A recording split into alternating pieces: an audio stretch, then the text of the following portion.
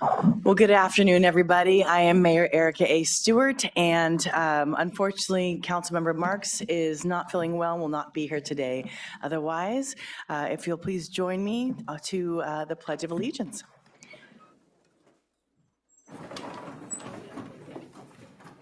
Allegiance to the flag of the United States of America, and to the republic for which it stands, one nation, under God, indivisible, with liberty and justice for all. Thank you so much. Just a quick note. Item 7B will be heard after item 8A. So the sewer lateral will be after the water and sewer rate structure study. I have a request at the Fair Practices Political Commission, and I have to recuse myself from that at this time. So Vice Mayor will lead the rest of the meeting at that point. And with that, City Attorney, do you have a closed session report? Yes, thank you, Mayor. The council did meet in closed session on one matter with two subparts on conference with labor negotiators. For the first portion of that, the city manager and I were not present, and that was our agency negotiator, Nicole Dominy, receiving negotiating direction for the city manager and I, which is why we were not present. I am told by our agency negotiator that there was no reportable action on that portion, and then there was further discussion regarding, in which the city manager and I did participate, regarding unrepresented management employees, and there was also no reportable action on that matter.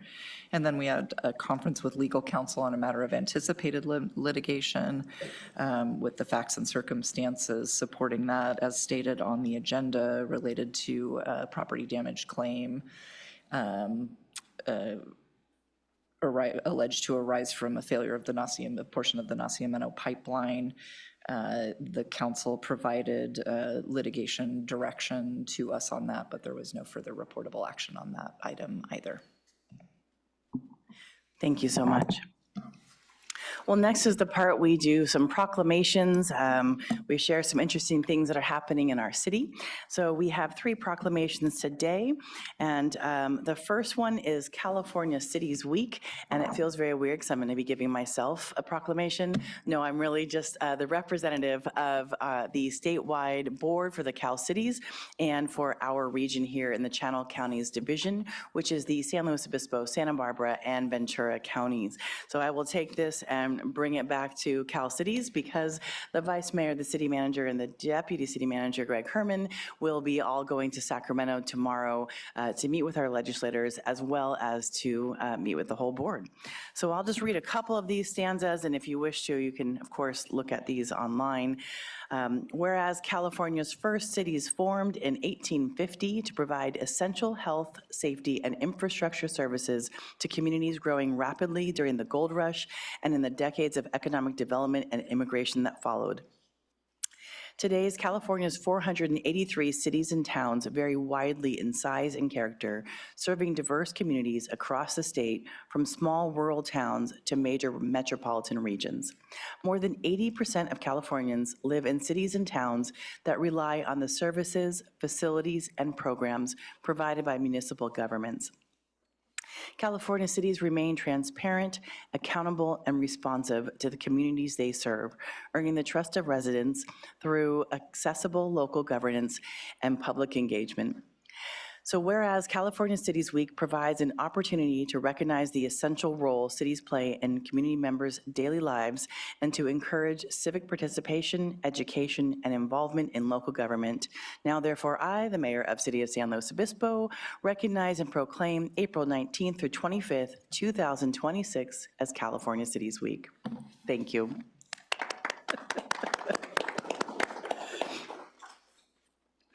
And next we have the Volunteer Appreciation Month. I saw some wildflower seeds out there. I'm very excited. So after I get to read this Volunteer Appreciation Month proclamation, I will meet Kirsten up front, and she is our volunteer director for the entire city of San Luis Obispo.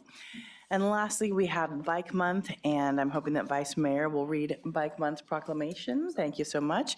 And then Hannah Heaven Rich from the Slow Regional Rideshare will meet us up front and share a few moments about Bike Month as well. So whereas the city of San Luis Obispo recognizes the positive impact volunteers have on our neighborhoods, schools, nonprofit, and community-based organizations, civic groups, faith communities, and government agencies.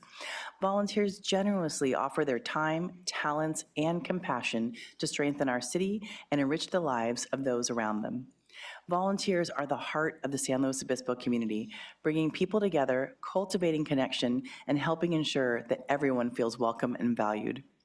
Through service in the arts, environmental stewardship, education, civic engagement, historical preservation, philanthropy, local businesses, volunteers advance the work of organizations that help our community thrive and enhance the quality of life for all who live and visit the Central Coast. The 2026 Volunteer Appreciation Month theme was You Belong Here, celebrating the spirit of inclusion and connection that defines volunteerism in San Luis Obispo, and reminds every community member that there is a place for them to contribute, participate, and make a difference.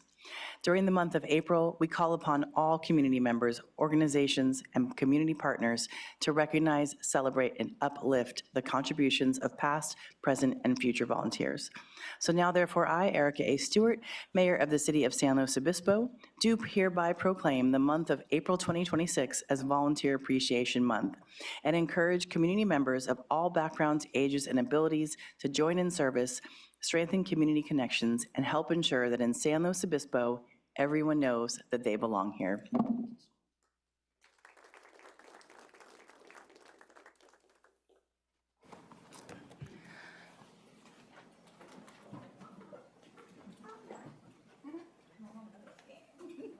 Yeah, of course.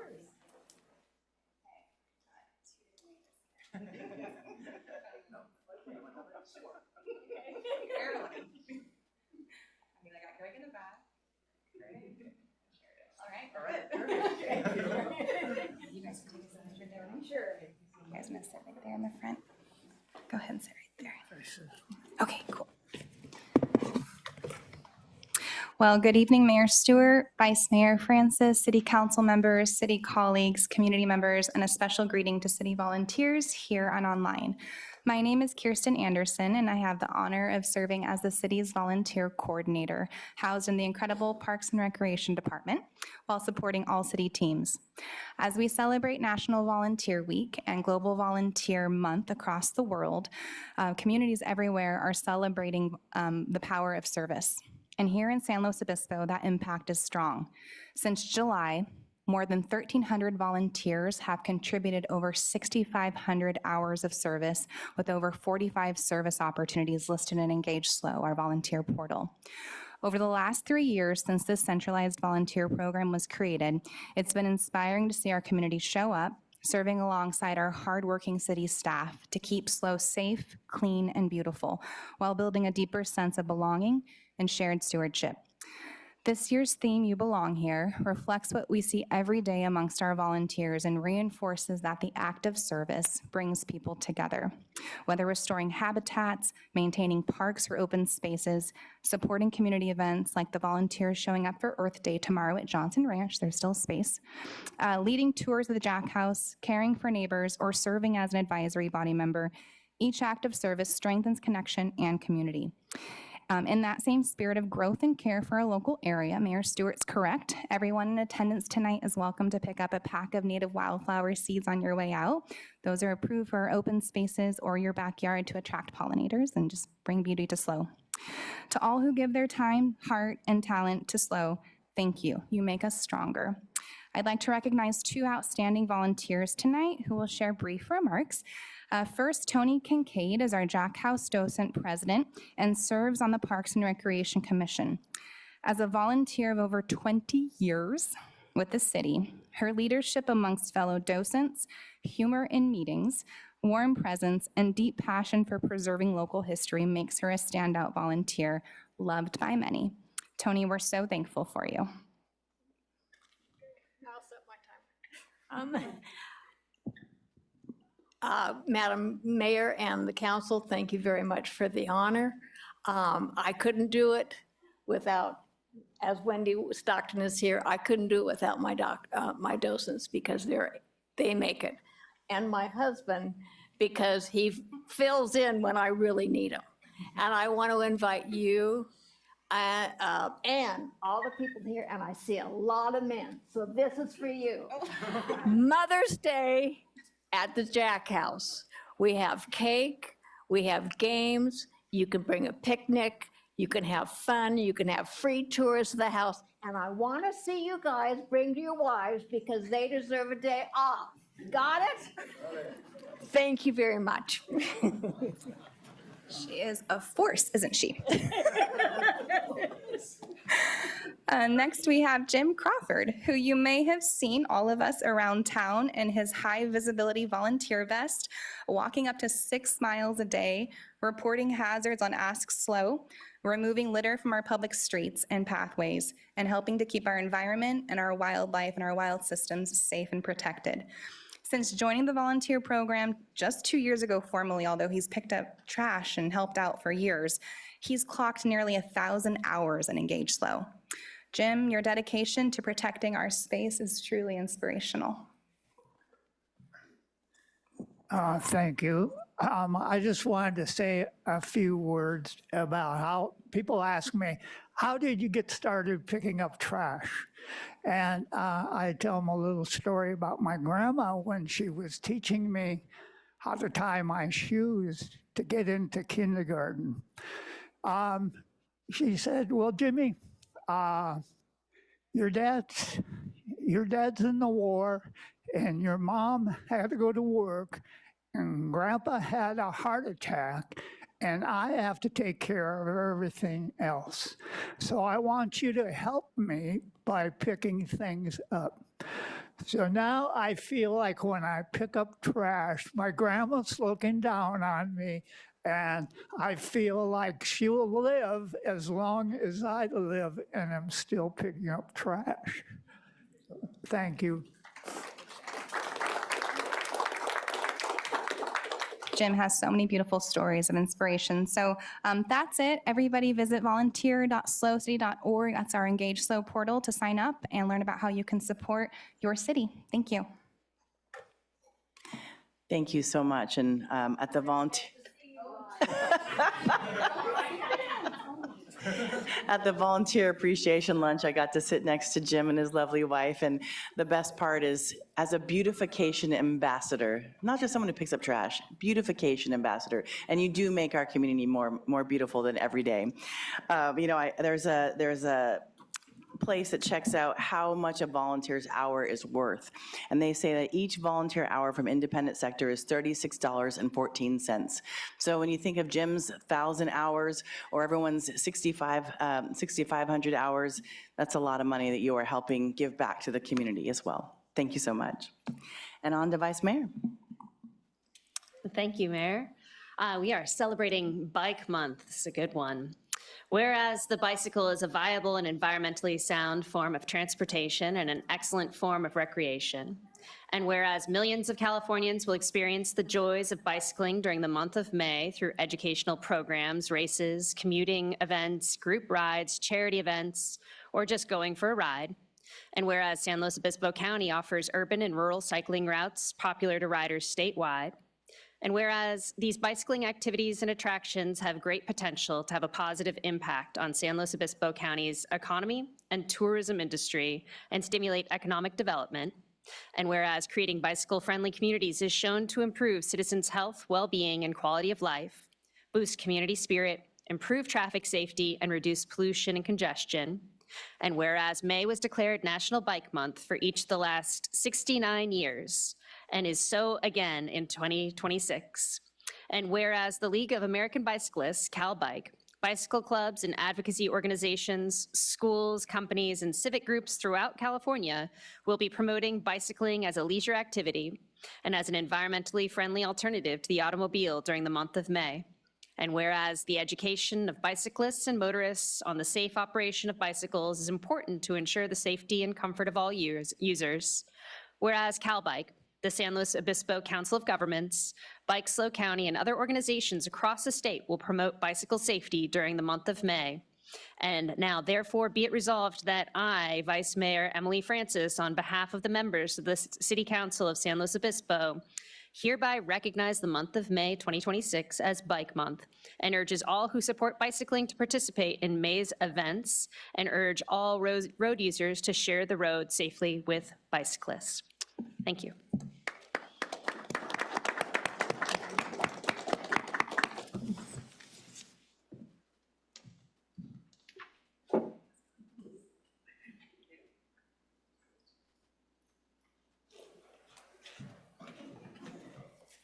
Thank you, Vice Mayor and Council. I'm going to keep my remarks quite brief, but I appreciate you recognizing Bike Month as it's something that I am very passionate about.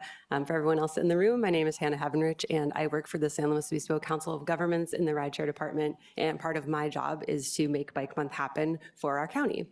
And luckily, the city of San Luis is our most active part of the county when it comes to biking. We have over 40 events already scheduled for the month and more getting added to the calendar every day. That includes everything from free community events, kids, families, people of all ages are welcome, and lots of bike breakfasts, even a bike rodeo in Los Osos.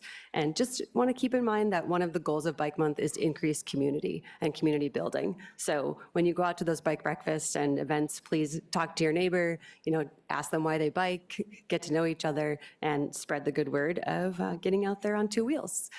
Like we said, it's better for the environment, better for our health, and better for each other. So I invite everyone to join us in Bike Month, and I'll leave this poster flyer up outside. Thank you very much. Thank you so much, Hannah. I look forward to seeing you on May 1st to kick it off. All right, so with that, we'll move on to the city manager. Before I bring up the city manager's report, I just want to make sure that there's some people here that I don't see normally, and I want to make sure that we do have public comment. The yellow slips are right there. If you wish to share some public comment on items that are on the agenda or not, please make sure you put your name in and which topic you are speaking on. City manager. Thank you very much. We have a number of updates and slides to go through, so hope folks will bear with me here as we provide a number of updates. First out of the gate, we want to talk a little bit about our Student Community Liaison Committee, or SCLC. This committee was formed in the spring of 1987 to serve as a mechanism of communication among Cal Poly, the city of San Luis Obispo, the county of San Luis Obispo, and our entire San Luis Obispo community to develop and strengthen university and community relationships, which can be often referred to as town-gown relationships, and address issues regarding the community and Cal Poly students. SCLC serves to proactively engage in discussions and actions to promote positive relations, mutual respect, and improve quality of life for all members of the San Luis Obispo community. And a big reason why we want to highlight this committee at this point is we are looking for a community member to join our committee. We've had a vacant seat for some time, and we want to make sure we're getting the word out that we are really looking for additional representation from the community at large on this committee. So there are a few requirements that I'll highlight on, for anybody who might be interested in joining us. This includes one and no more than 5 voting members that are at large that are selected from geographical neighborhood associations or groups and or really a community member at large. So anybody with an expressed interest, demonstrated impact, or an immediate proximity to either Cal Poly University or Cuesta College. These members will participate in education of the community for strengthening our student-community relations and work on goals of the SCLC and our larger community. So if that sounds like something you might want to be interested in, please, there's a QR code up on the screen, or you can reach out to our city through our city clerk's office. We can help navigate you to this website. It's actually hosted through ASI on the Cal Poly website, and so we're happy to help you find the application materials. Our meetings are held monthly at a specific time, except for December, June, and July. We look for this person to help provide some monthly reports on community happenings, and then again, serve as a representative on community-related issues, and really just helping to grow those relationships, bring issues forward, and help us just strengthen the ties we all have between our community members, students and the universities that they all represent. So please check it out and feel free to ask questions to any of our staff, and we're hopeful to see people there. Next up, our City Ranger Service staff are conducting a free youth beginner mountain bike clinic on Saturday, May 9th from 10 a.m. to 1 p.m. at our Laguna Lake Bike Park. The camp is geared toward youths age 7 to 12 and will offer hands-on instructional riding techniques, safety tips, trail etiquette, and lots of fun riding activities. Again, it's a free program, but we do require registration to secure your spot. So please go onto our website at slowrangers.org or our Parks and Recreation website, or call our Parks and Recreation Department at 805-781-7300, and we're happy to give you information and hopefully get you signed up. Next up, we want to highlight really some of the amazing work that I'm sure folks are seeing around town. And if you haven't seen it, some of these maybe not as much, but we've been receiving awards for the work that we've been doing. We want to highlight this here. Our city continues to receive strong external recognition for excellence in public infrastructure and community investment.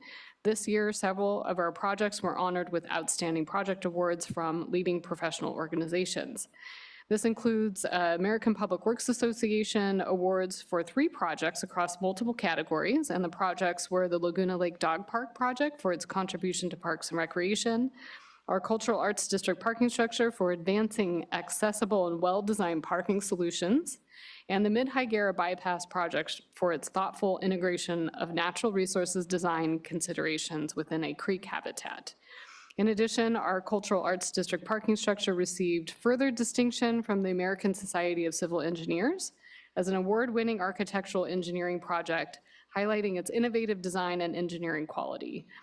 These awards reflect our commitment to delivering high-quality, community-focused projects and really recognize collaboration between our staff, consultants, and stakeholders in reaching these goals. And we really just want to highlight, we know it takes a lot of time, effort, investment from city councils, multiple of them, staff, and also our community in both seeing the vision, helping support us carry it out, and then helping us weather the construction process that often takes time to see these things come to fruition. And they are being noticed beyond even our own enjoyment out in the professional world. So just wanted to highlight that. Next up, some folks may remember that last year we had a number of conversations related to our Wildland Urban Interface Code and changes being made at the state level with new fire hazard severity zone maps and the changes that might make us see in our community. And we wanted to give a brief update on what we've been doing since then. Our fire department has hired 2 community risk interns. These interns will provide community education and give folks voluntary, detailed home assessments that will help emphasize defensible space and home hardening requirements. So if you're wondering what you need to do in your own home, we look to roll out this program where you can call us up and people can come out and help that, give you some more detailed information. We're still building that program, and we're looking to launch it in May. We also want to give a shout out to our first city Firewise community, or Firewise community in our city. The Buena Vista Estates were able to achieve this marker, and really what that means is they've gone through a series of checklists to make sure that they are taking the steps needed to be designated as a Firewise community. We really appreciate their leadership. In addition, and a lot of that came through work that our fire marshal and our emergency manager have been doing with those communities. And so if anybody's curious, certainly reach out to us, and we're really excited to get more information there. We will be hosting the second of a few free chipper days. So if you have things that you need to chip, which also helps reduce fire risk, we are providing that coming up April 20th through the 30th, and residents can sign up at firesafeslow.org/chipping. And just a word about Zone 0 regulations. So that was something we talked about. The state will be releasing regulations that look at what people need to do between 0 to 5 feet from their homes. New rules on the types of vegetation and other potentially flammable materials near your homes. Those regulations have not yet been finalized. We were actually expecting them back in January, but they are still in draft form. The next meeting of the Board of Forestry is later this month, and so we may get more guidance at that point, but we wanted to let folks know we don't have anything definitive yet. So if you're worrying or questions about that, I wanted to give a quick update. And if you have any other questions about wildfire preparedness, there is a landing page at slowcity.org/wildfire where we have a lot of this information. Next up, we're really excited that we have reached a point where we will be ready to open our new restrooms in Mission Plaza. Yes. They are very near, and if you walk by there now, the fencing has been removed from around the restroom specifically, and we do anticipate they will be open tomorrow afternoon. So we're very excited. It's been a long time getting here, and they are beautiful, and we're really excited to open them up to the public because this has been a lot of labor on lots of parties. A lot of people put a lot of work into getting to this point, and it's really important for people to be able to access them. Please note that their fencing will remain around the kiosk and patio, and that's really to allow our future tenant of the kiosk cafe, which will be called Slowdega by Linnea's. They need to get in there and be able to fill out the tenant improvement work on the inside and be able to open up that cafe. So it's going to take a few more months, but we're excited to be able to move forward with this step of at least opening the restrooms tomorrow afternoon. We also want to highlight we have a new Belonging Project series with the next session focused on civic participation and community voice. This event is titled Building Inclusive Public Engagement, and it will take place on May 13th from 5 to 8 p.m. at the library community room. The session is designed to be interactive and engaging. It uses a present and defend format that helps bring real-world decision-making to life. So participants will not just listen, they will actively engage with ideas, ask questions, and explore different perspectives, and really around that idea of civic engagement and dialogue. Our Office of Diversity, Equity, and Inclusion is partnering with the Cal Poly debate team, who will respond to the question, how can the city increase participation from underrepresented communities in public meetings and decision-making? We will have community judges who will play an important role by listening to presentations and offering feedback on feasibility, trade-offs, and overall community impact. And just as important, our community members will have the opportunity to participate directly through live Q&A and open dialogue. This session is about creating space for people to feel more comfortable, more informed, and more connected when it comes to engaging with local government. So if you'd like to RSVP, please use the QR code on the screen or visit slowcity.org/diversity. And finally, just highlighting some, our next regular city council meeting will be May 5th. Really want to highlight, I think, the business items. We will be bringing our annual zoning code updates for really complying with new housing laws forward. We will be discussing our 2026 paving project plan, and then discussing new policies that we need to bring forward to comply with SB 707, which is new legislation related to how we conduct our meetings and things like opening up Zoom as an option for participation. So those were the big items we wanted to make sure folks were aware of. And with that, that is the end of my report. Thank you. Thank you so much. There's so much happening at the city all the time. So it's a big report, but thank you for sharing it all. Any questions from my colleagues? All right, with that, we will move on to public comments. So this is for items that are not on the agenda. If you have any public comment, now is the time. City Clerk? We have one public speaker, Sean Harris.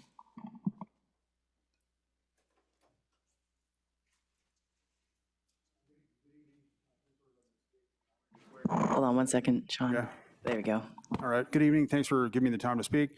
I'll make it quick. December 29th, I was detained by ICE on Bullock Lane in the dark. My freedom of movement was restricted. I was blocked in from three sides, doing nothing more than going to work at 6:15 in the morning. And so that brings into consideration the funding for ICE. And I don't know if you got this slide, but right now, ICE, I believe, and either DHS or ICE have been appropriated maybe, I think it's a $100 billion budget. And at the same time, our social safety net is falling apart. And for example, I thought I'd just bring to mind or bring to light the our social security system. If you look at that up there, if anybody can read that, it's what that represents is compromise. And the 74th Congress in 1935 in the bowels of the Great Depression, both sides managed to come together and pass America's first social safety program for old folks and widows and so forth. And if you look at the breakdown right there, in the House of Reps, there were 200, my eyes are terrible, but 200 and some odd Democrats, and I can't really read that right now, but suffice it to say there are a majority of Democrats and a minority of Republicans and conservatives. Despite that, the Republicans got on board and a few didn't, and they passed our social security system, and right now it's on the verge of collapse by roughly 2030. In the meantime, we're allocating, or they're trying to get about $200 billion, I believe, extra for this war in Iran, a $1.4 trillion defense budget from a member of the same party I am, who purports to value fiscal conservatism, and we don't have a tax base to support that. We're going to borrow it and further weaken our economy. So all at the expense of our social safety net. And if you remember, anybody remembers about 2 weeks ago, Donald Trump, a member of the same party I am in, got on national television and said that the federal government has no role, or basically said that the federal government cannot support, I think he was talking about Medicare at that point, but all of the federal government's role to do is to provide for our defense. But I know he went to school, so if anybody's not aware, and he clearly is not, Article 1, Section 8, Clause 1 of the general welfare portion of the preamble of the Constitution, I think it's preamble, states that the Congress shall have the power to lay and collect taxes, duties, imposts, and excise to pay for the debts and provide for the common defense and general welfare of the United States. That means the federal government has a responsibility to provide for the people. And I say that as a conservative. There's nothing that does not comport with the Republican Party's values, such as limited government and states' rights, that does not align with those values by funding our social safety system, and it needs to be recapitalized. And instead, our federal government is choosing to fund war and not the people. So. I only bring this to your attention, and there's really nothing you can do, but I just want this on record that people are very concerned about that, and not just old folks. We are on the verge of a crisis. We have no industrial base. We're $40 trillion in debt, and nobody cares about that. And everything we're doing here, the lights will go out. There's no money anymore. So the Postal Service can't even pay its pensions. So that's all I have. Thank you. Thank you so much. Any other members for public comment? No more. All right. So if you have items that are on the agenda you have public comment for, though, we will get to yours.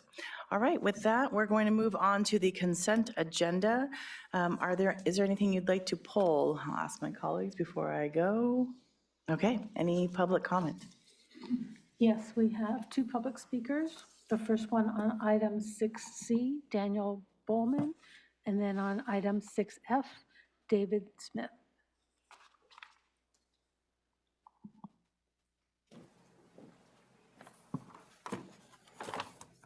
Thank you, Madam Mayor and council members. My name is Daniel Bowman. I am the Deputy Director at the Land Conservancy of San Luis Obispo County. And I simply wanted to express the Land Conservancy's gratitude for formalizing our long-standing partnership with the city, specifically as it relates to our habitat restoration and land conservation efforts. The Rigetti Ranch Conservation Easement is a project which falls within the SLO Greenbelt. The Greenbelt is an excellent example of the longstanding partnership between the city and the Conservancy. The Greenbelt was defined over 40 years ago in a series of reports titled Saving Special Places. This report was authored by the Land Conservancy in collaboration with the city. And we are proud of our relationship with the city and all we have accomplished together. Thank you. Thank you.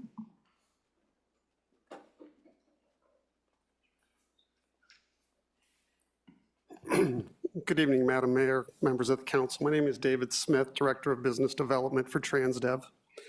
Transdev has operated the local services First Transit as a partner to the city for almost 25 years, providing safe, efficient transportation to the community. We have worked closely with your staff over the years through many service changes, including the decrease in service due to COVID, the recent movement into battery electric buses, all with the goal to return to pre-COVID levels of service for the community. Our employees are extremely dedicated to this community and members of this community. We have a strong relationship with the Teamsters Local 986, with a new CBA running through 2029, and a strong endorsement from their local leadership. This has helped stabilize our workforce. We have 40% of our employees have been with us more than 5 years, with several of them at 20 years of service. We understand the fiscal challenges needed to balance your budget with the desire to put more service on the street. And we developed our proposal to best meet these needs while maintaining excellent service. Our competitors can make you lots of promises that they know how to operate better than we do, but those are just promises. While we know this community and we are part of this community and provide the continuity of service without charging you an extra 3% that they are planning to do. Our team is already working with city staff on several capital projects to include recent parking lot resurfacing, installation of battery electric bus chargers, new solar array projects, employee parking lot, as well as facility improvements. Our request is simple. Continue to work with a trusted long-term partner locally operated by residents of this community, serving their neighbors professionally, and saving the city money that can be best put towards additional service on the street. I'd like to thank our members of our staff who have served diligently to this community, and thank you for 25 years of partnership. Thank you. Thank you. Any other speakers? Okay, thank you. Just so that people in the community could know, there was an added correspondence today that did share some information about item 6F, the transit operation and maintenance services contract. For that matter, there's also item 7B and 7A, or sorry, 7B and 8A. There's also additional correspondence. Sorry, that was hard for me to get out for some reason. So if you have some questions, I encourage you to take a look at that as well. With that, I'll bring it back to the council. I just want to say thank you so much for the many years of service from Transdev. I greatly appreciate you coming and sharing. And I know that I can't promise anything from the dais, but I'm very much hoping that employees will be kept with the new contract. I know there's negotiations to be had and not in my purview, but just looking forward to our local workers continuing to be local and here. Any questions or comments, or do we have a motion for the consent agenda? Vice Mayor. I will move approval of the consent agenda. Thank you. Second, Councilmember Shorsman. Yeah, I appreciate your comments, Mayor, and I'll second. Thank you. City Clerk. Vice Mayor Francis, Yes. Councilmember Shorsman, Yes. Councilmember Boswell, Yes. Mayor Stewart. Yes, the motion passes 4-0. So now we move on to our public hearing and business items. And our first one is the overview of vacancies and recruitment and retention efforts. This is a required by law presentation. And with that, we'll have HR Director, Human Resources Director, Nicole Dominy, and Human Resources Manager, Jeff Andrews.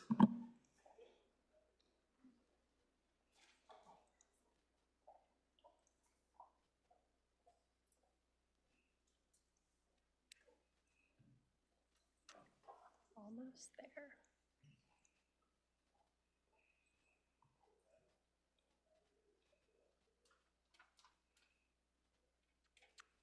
Well, good evening, Mayor and Council. My name is Nicole Dominy, Human Resources Director. I'm accompanied by Jeff Andrews, Human Resources Manager, and we will be providing quite a short presentation on the status of vacancies, recruitment efforts, and retention trends and strategies in compliance with the new law that went into effect in 2025. With that, Jeff? Thank you, Nicole. Good evening, Madam Mayor and City.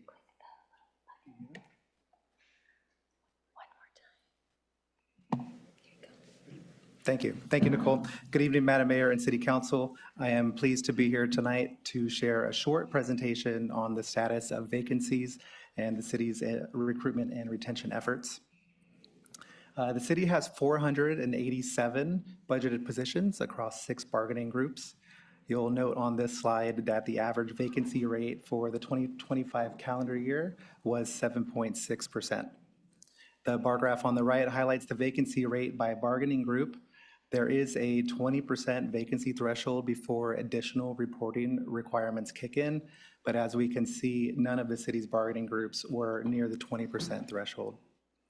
They are all below 10%, demonstrating the city's strong commitment to recruiting and filling vacancies. In addressing vacancies, staff recognize recruitment is about identifying, attracting, and hiring the right people, and retention is about keeping employees engaged, satisfied, and committed to the organization long-term. When vacancies occur, it is a high priority for the HR department and the city's hiring managers across all departments to fill the positions to ensure continuity of services, maintain operational efficiency, minimize the need for overtime, and to minimize disruptions to departmental functions. Timely recruitment and hiring efforts help the city sustain its workforce, meet community needs, and uphold service standards while also providing opportunities for internal growth and external talent acquisition. Looking back at 2025, HR staff managed an average of 23 recruitments per month. Throughout the year, about 60 positions became vacant and subsequently recruited for, and staff successfully filled 76 vacancies after receiving almost 2,000 applications. The differential in the number of vacancies and job postings stem from job postings that began the recruitment process in 2024, and then we filled those positions in 2025. As noted in the city's personnel rules and regulations section of the municipal code, the city strives to fill vacancies by promotion from within the organization. In 2025, 43% of vacant positions were filled with internal candidates, which exceeds our key performance indicator with the goal of filling 40% of vacant positions via internal promotion. The city has a 91% retention rate, which is defined as the percentage of employees who were employed from the first day of the year to the last year's. No worries. Last year's retention rate was 87%, so this was a nice increase, indicating the city's retention strategies are working. The average tenure is 7.7 years, which is also consistent with last year. And while the city's geographic location presents challenges like a high cost of living and limiting the city's applicant pool, highlighted here are a variety of recruitment and retention approaches. Proven recruitment strategies include hiring incentives such as accelerating vacation accrual to incentivize applicants to apply. HR staff also work with hiring managers to strategize on the best methods to recruit for positions. For example, in an approach designed to navigate ongoing challenges in recruiting engineers, HR partnered with Public Works Management to launch a flexibly staffed recruitment to hire either an engineer or a capital projects manager to address multiple vacancies in the Public Works CIP division. HR also began partnering with departments to underfill certain hard-to-fill positions to develop talent into more senior roles. The city offers a variety of training and development opportunities to employees to provide career advancement as well as enhance city employee engagement. The trainings improve city employees' skills and abilities so they can advance in their current roles within the organization. It also helps to minimize gaps, skill gaps in the workplace. Work-life balance opportunities include flexible work schedules, remote or hybrid work, and employees are encouraged to use personal time off to relax and recharge.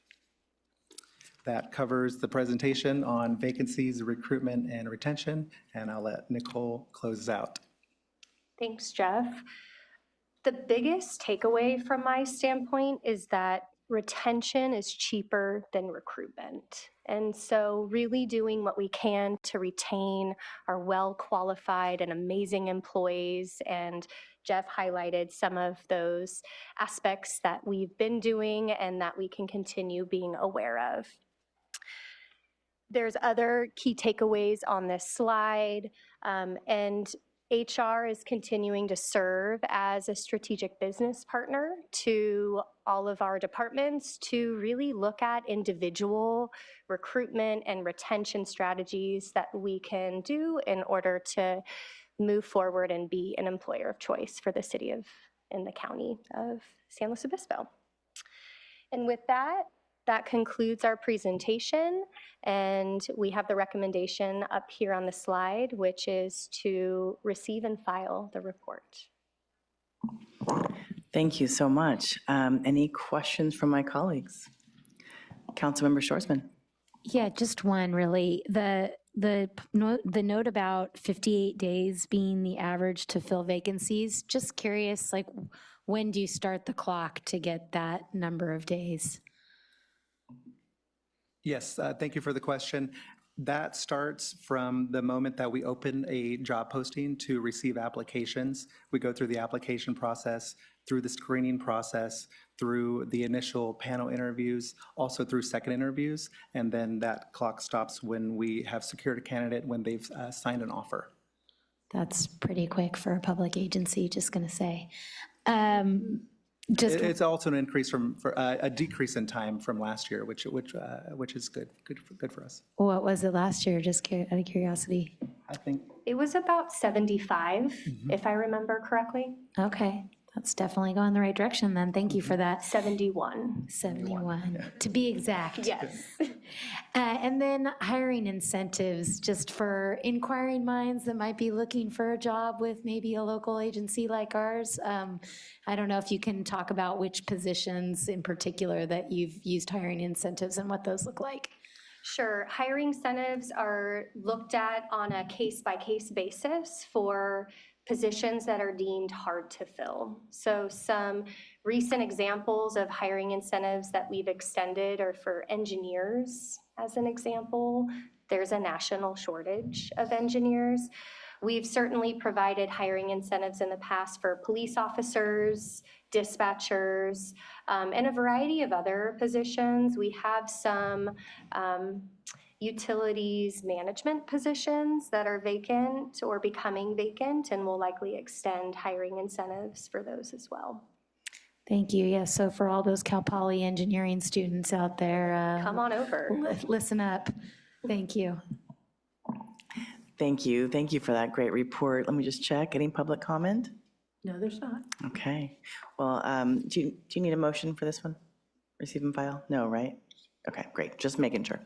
All right. Well, thank you for that great report. And with that, we will move forward. We'll be skipping 7B and moving on to 8A, which is the study session of the 2026 Water and Sewer Rate Structure Study. We will not be talking about actual rate increases today. We're just talking about how rates are created and how the structure is created as a whole. So with that, I'll pass it over to Director Aaron Floyd for the presentation. All right. Good evening, Mayor and Council members. I'm Aaron Floyd, the Public Works and Utilities Director. I'm joined this evening by our Utilities Business Manager, Shane Whittington. We also have in the audience with us our consulting firm, HDR, who helps us typically with both rate structure as well as rate setting for the city for water and sewer purposes. And thank you, Mayor, in advance for that. I think it really is important to let the community know when we're having these conversations that it is the rate structure and not actually the money being discussed this evening. This is really an opportunity for council to confirm or give direction for the way you would like to see future rate structures. And for its general purpose, that is really what we're looking at, is the amount of tiers we may have, the level of base fee we have associated with our water and sewer bills. We also have tonight a soft, I will call it a soft recommendation, but it really is confirming for council's determination tonight, our recommendation to proceed with a 4-year rate adoption period. And if given that direction, we would return as part of the 27-29, or possibly in that case, the 27 through 31 financial plans for setting for those water and sewer rates. If also needed this evening, if we receive significant input of direction, of course, that council would like to take with how we are currently setting our rate structure, we might need to return for another study session, likely in August or in fall at some point in time, to bring that back to council for further consideration.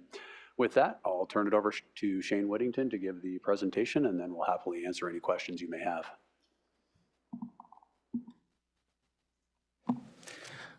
Thank you, Aaron. Not to sound like a broken record, but I just want to reiterate, this presentation is not seeking adoption or modification or adjustment to any of the rates. Really what it's looking to do is provide context.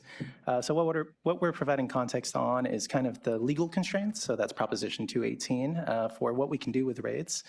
Some of the industry standards in terms of what we could and should consider when we are adopting rates, what those rate design attributes could be, and then also the historic council direction that led us to what our rate is today and how we got here. So at the end of this presentation, we're hoping, like Aaron said, that council will consider the rate design attributes, but also the rate adoption period.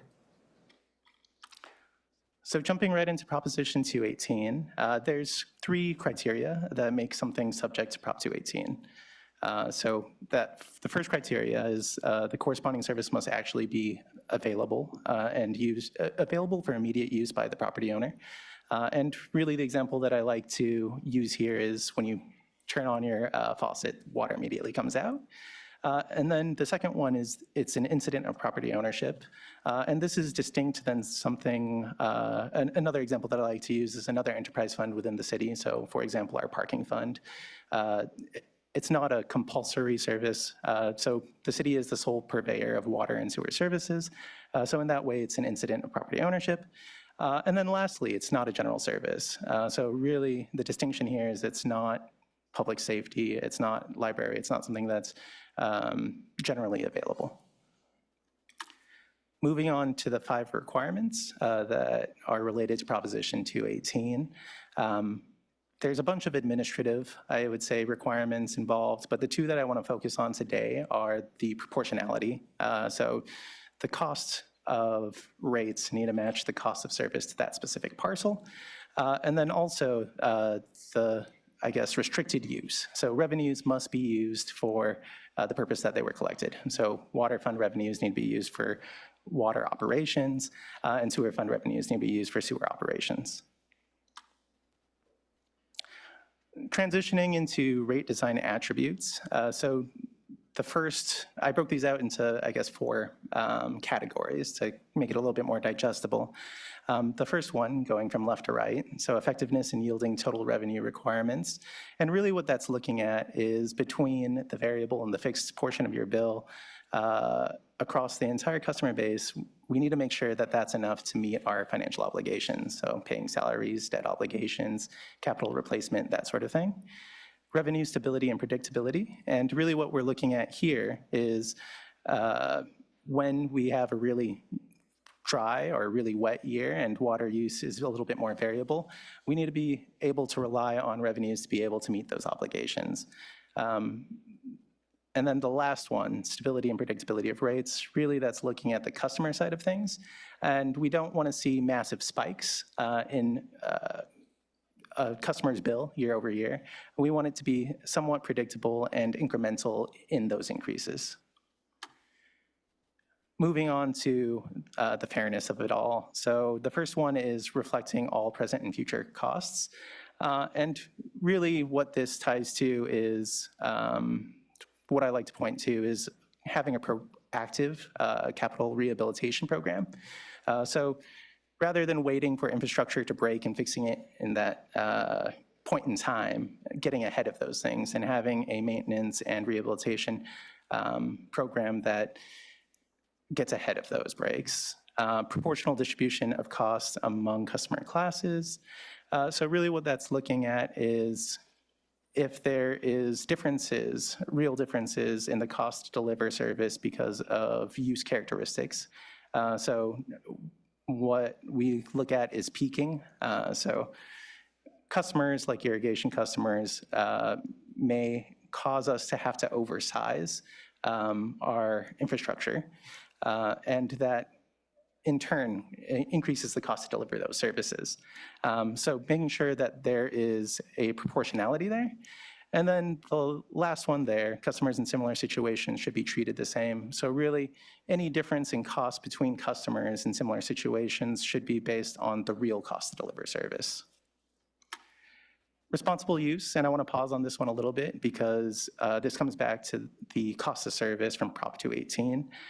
So while this is industry standard to consider discouraging wasteful use, what we can really do here is constrained. We can have tiers to charge more as water use goes up, but it needs to match the cost of service. And then dynamic in its ability to respond to changing supply and demand. And the example that I want to use here is surcharging. So we can have drought surcharges to make up, I guess, gaps in our ability to meet our financial obligations. And then the last set of rate design attributes. So simple and easy to understand. So the less, I guess, elements in a rate structure there are, the easier it is to understand.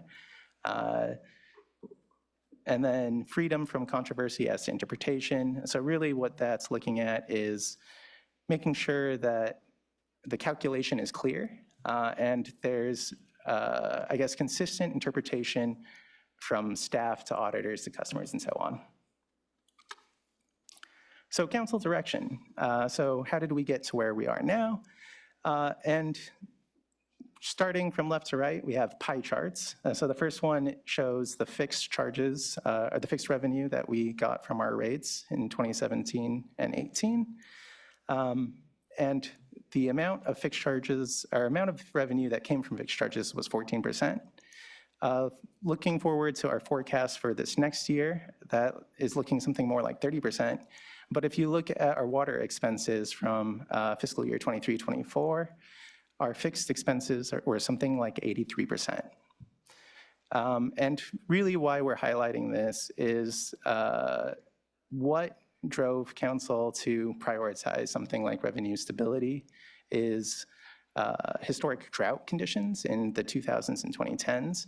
And what we really noticed was when water consumption really dipped, so did our revenue stability and our ability to meet our obligations financially.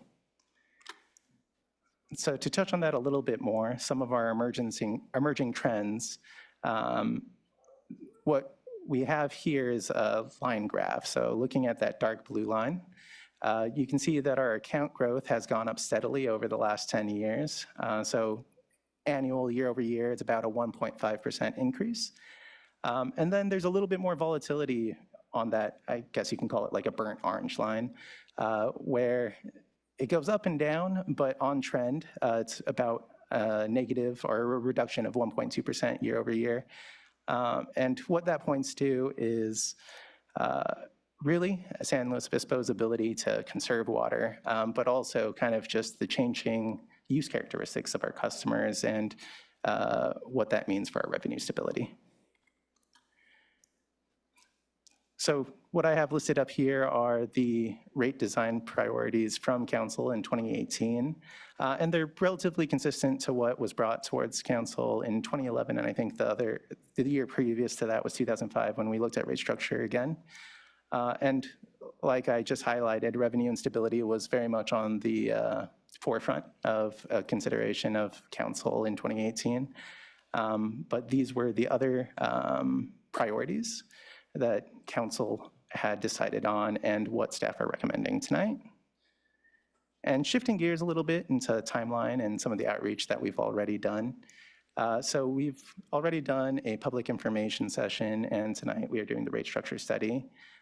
If council confirms the rate design priorities tonight, the next steps would be to continue with our standard process in terms of adopting the next rate schedule, which kicks off with outreach in the winter of 2027, and then coming back to council to get authorization to mail Prop 218 notices in March or spring, roughly. And then also the public hearing in the early summer of 2027 as well. And to touch on the outreach that we did in February, so we actually conducted a public information session to cover a presentation very much like the one that we're presenting tonight. And to advertise this, we did 2 social media posts, 1 story, and did a direct email blast to something like 160 individual organizations, including 140 HOA, multifamily, property management companies, and so on.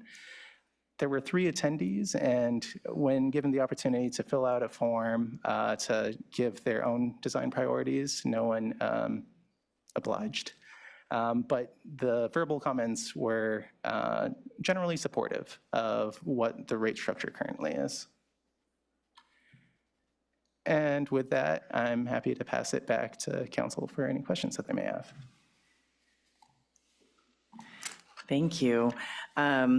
With the limited amount of response that you've received, do you feel like the survey in January might get you some additional responses versus just the in-person? I think that's a great question. I'm always optimistic that we're going to receive more input. I have been doing this for a handful of years now for the city, and we have tried everything. We entice with cookies and everything else, punch, anything to get people out there. I do believe we have, in the input we did receive from those folks, and Shane said it in one way, they were really, more of the, if it's not broke, don't fix it, is really what they were sharing with us on that. I'm not sure we would really receive more or varied input. I think we did really try to reach that out. I think what I would like to hope at least is that it was a measured kind of comment on the success that we have had, that we haven't had to, since we went into, the 2015 drought, we didn't have to come back after the more recent droughts and ask for a, near double digit or, mid double digit rate increase. So I'm hopeful that the community recognized that the current structure at least appears to be working for us to meet both council's prioritizations on what they wanted to see, as well as we didn't receive rapid, didn't have to ask the council to adopt rapid swings in the amount of actual water and sewer increases. Thank you. I know there's been a lot of work and a lot of community involvement through the years, so I definitely hear you. I just had to ask. No, thank you. Councilmember Boswell. Thank you. Thanks, staff, for the great report. Did you bring that 4-inch book that has the rate structure design? Shane, what's the I title? just want to see that thing. I was very great. impressed by it. Okay. One of the attributes is the promotion of efficient resource use. I believe in the last round we had that ranked as second.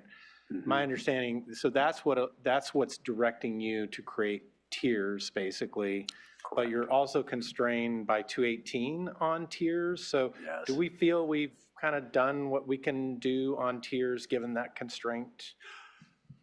I believe we have at this point, and we do closely monitor this. There are cases that are more frequently recently challenged on the applicability of tiered.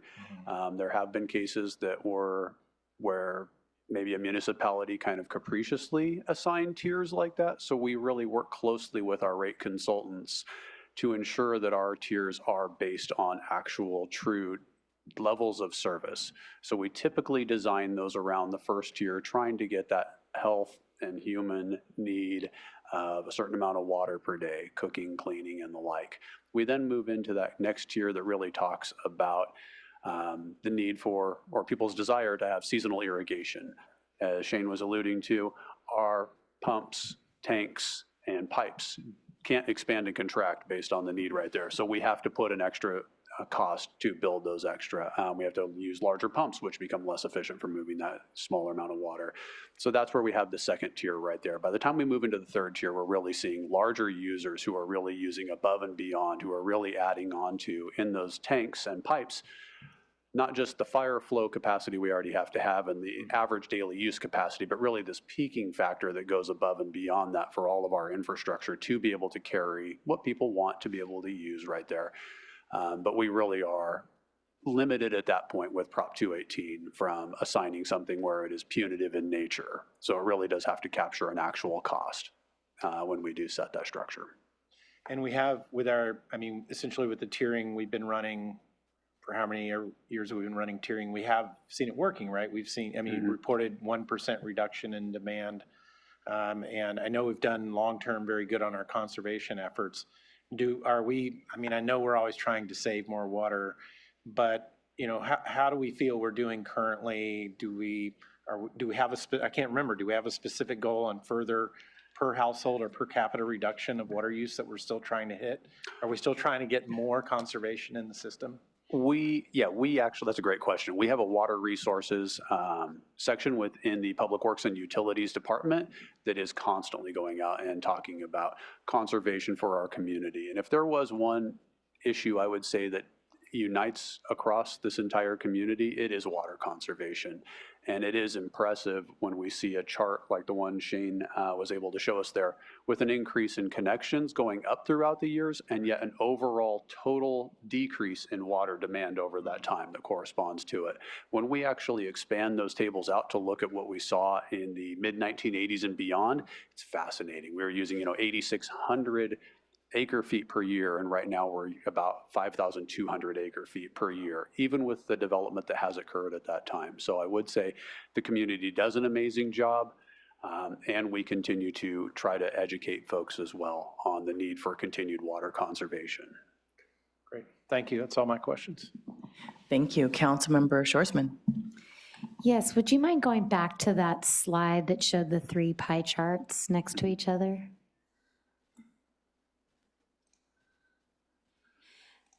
So that's 3 different, okay, so 2 of those are revenue and 1 of them is expense.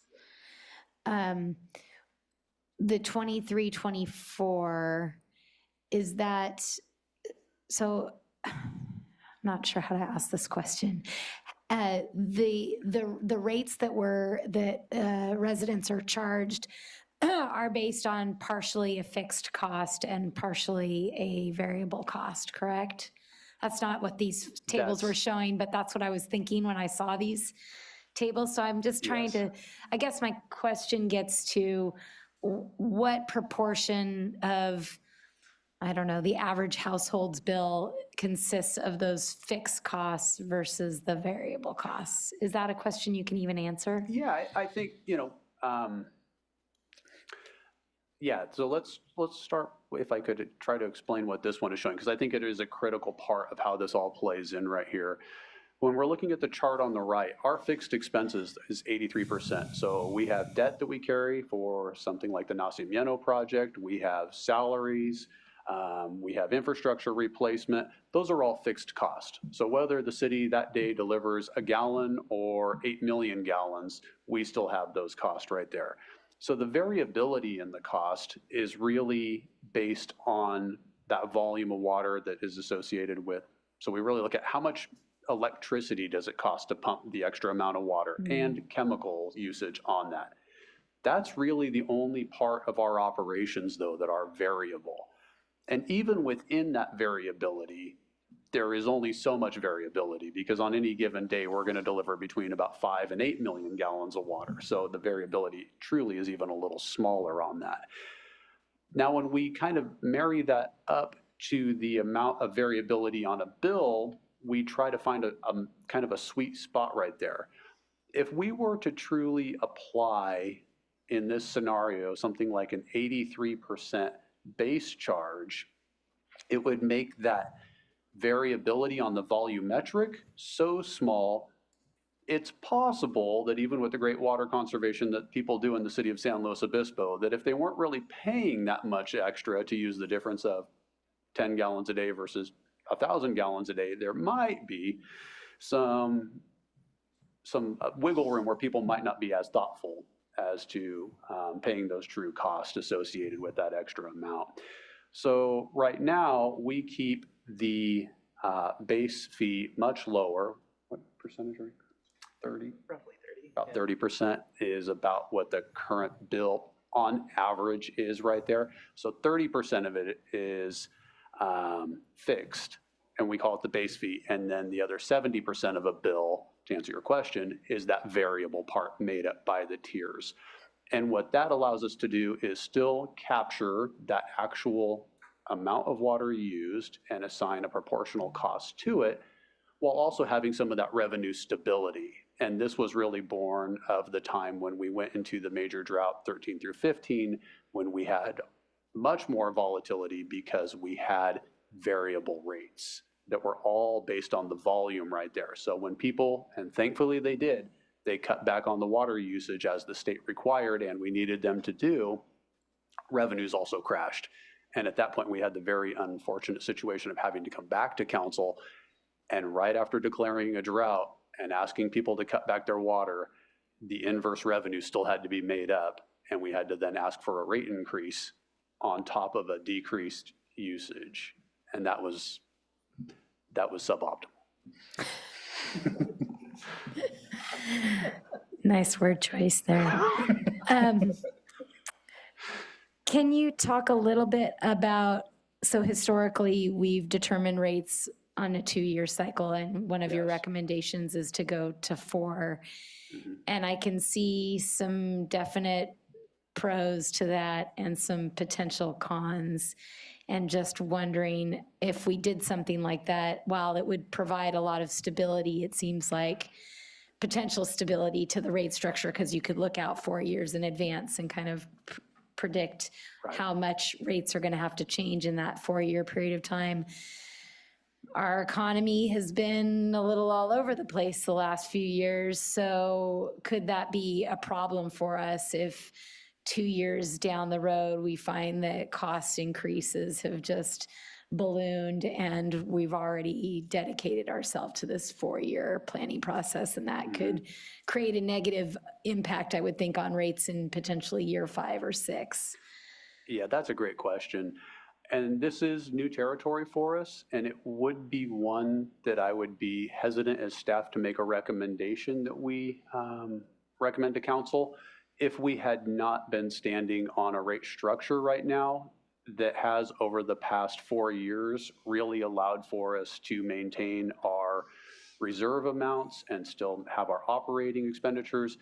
I think we have gone through a fairly volatile past 4 or 5 years with the pandemic. We've seen markets move up and down. We have seen increased cost right there. So based on that, we felt comfortable recommending to council. There is a lot of administrative work that also goes into that, which is also costly when we do it every 2 years, as we respectfully hire our consultants and spend a lot of staff time on that. It is one, though, that it's important to remember Proposition 218 does allow us, when we set these rates, to set it for up to 5 years at a time. We typically do it on a 2-year to coincide with the financial plan, which is why staff's current recommendation is the 4-year process like that. While we could, if we were to recommend that, council was to approve it and send us on our way, if something did occur, council could at any time lower the amount of those proposed rate increases. So let's say hypothetically it's 5%, whatever. And council, on the 2nd year, we found ourselves somehow in a situation where we had too much revenue. Council could reduce that amount. If we got into a situation that was even more volatile economically or for whatever reason than we've seen in the past 4 years, and we found ourselves suddenly, maybe it is that radical drought or a losses, who knows what it could be. At that point, we do have the safety net of we could come back to council and ask to hold another Proposition 218 hearing at that point in time to adjust course to respond to whatever would be some kind of monumental action that may have occurred. So it doesn't, the 4-year planning period doesn't lock us in if there was something urgent that came up that we needed to go one way or the other? It sets a cap on the amount that we could charge, but council again could lower that amount through those 4 years if it was adopted as that. But yeah, we could return at that point at any time and do a course adjustment. Okay, thank you so much. Thank you. I know you've heard this question before, but I'm going to ask it in public. So I know every December we measure people's volume of use of water because it is the time that we use our sprinklers the least if you have irrigation of some sort. Some people would argue that they have the most visitors at their house at that time, so they feel frustrated they are measured at that time versus other winter months we could choose. Is there a reason you can share with us why we choose December versus January? Typically, that was when we had our winters. Now, I know we say that, and we had 90-degree weather in January, so that might be off. The idea behind it, and so this is, a lot of people refer to it as the sewer cap or the winter water use time period. And the origin of this is that we, as an industry, don't have a great way to measure wastewater flowing from businesses or from residential units. So what we have tried to do with this is to capture those periods of time when we hope, and we do a lot of education and outreach on this, of times that people aren't irrigating outside. So the idea would be, hey, anything used inside during a winter time period should therefore be being discharged as well. Historically, we have viewed those as December, January, February to try to be representative. We do try to use 3 months on that time period right there to help average that out. We have other folks who, like that because they also leave for part of that time. So maybe they get to take a little more advantage of that. That is something, though, that I do think that if that is direction that council did want us to examine, the timing of that, I think we could, there's a possibility, just kind of thinking this through, we could do 2 months. It could be a little problematic in that we have done so much education on this that we really, I think, have got a lot of folks updated on, hey, this is when I do this. So if we were to shift to a January, February, March, we could be in some of those issues of trying to re-educate people on that. But that is something that we could contemplate right there if that was council direction. Thank you. I was just curious. And with the new Cal Poly wastewater reclamation facility, I'm partially curious with the 4 years, since we don't know completely how that's going to affect us. Is that something you want to bring into play this early, or do we want to experience the Cal Poly wastewater reclamation facility a little bit longer before we were to switch over to 4 years, just out of curiosity? Yeah, I think that is something that right now we still confident that we can address. It will be an impact. It is one we have already baked into our rates a little bit right now. We have seen a delay in the Cal Poly one, which is, if anything, is helping the city a little bit on that. I think that is something that we can actually accommodate in a 4-year rate analysis. Great, thank you. Councilmember Shorsman. Yes, sorry, I had one other question that I forgot about. There's a chart on page 367 of the packet, which is the customer assistance program, and appreciate the answer that you put into agenda correspondence about the cap, but just wanted to make sure I'm understanding this table, that it looks like there is assistance available up to $200,000 a year for residents to take advantage of this program should they qualify and get discounted utilities rates. But it looks like the last few years, it's been very low uptake and improved this last year, but still way below what we could technically afford to support with the fund. And so wondering what we're doing, number one, to increase that, and if there is any ways that we can expand the utility of that for a larger percentage of our population that might be able to qualify. Do you want me to do this one? Okay. Yeah, and so Shane actually, thankfully, prepared a slide so we can actually share what we have seen here. And we have seen a couple things. So when we look at that far right column right there where we are anticipating greater utilization of the actual assistance amount right there, that's based on a couple things. It's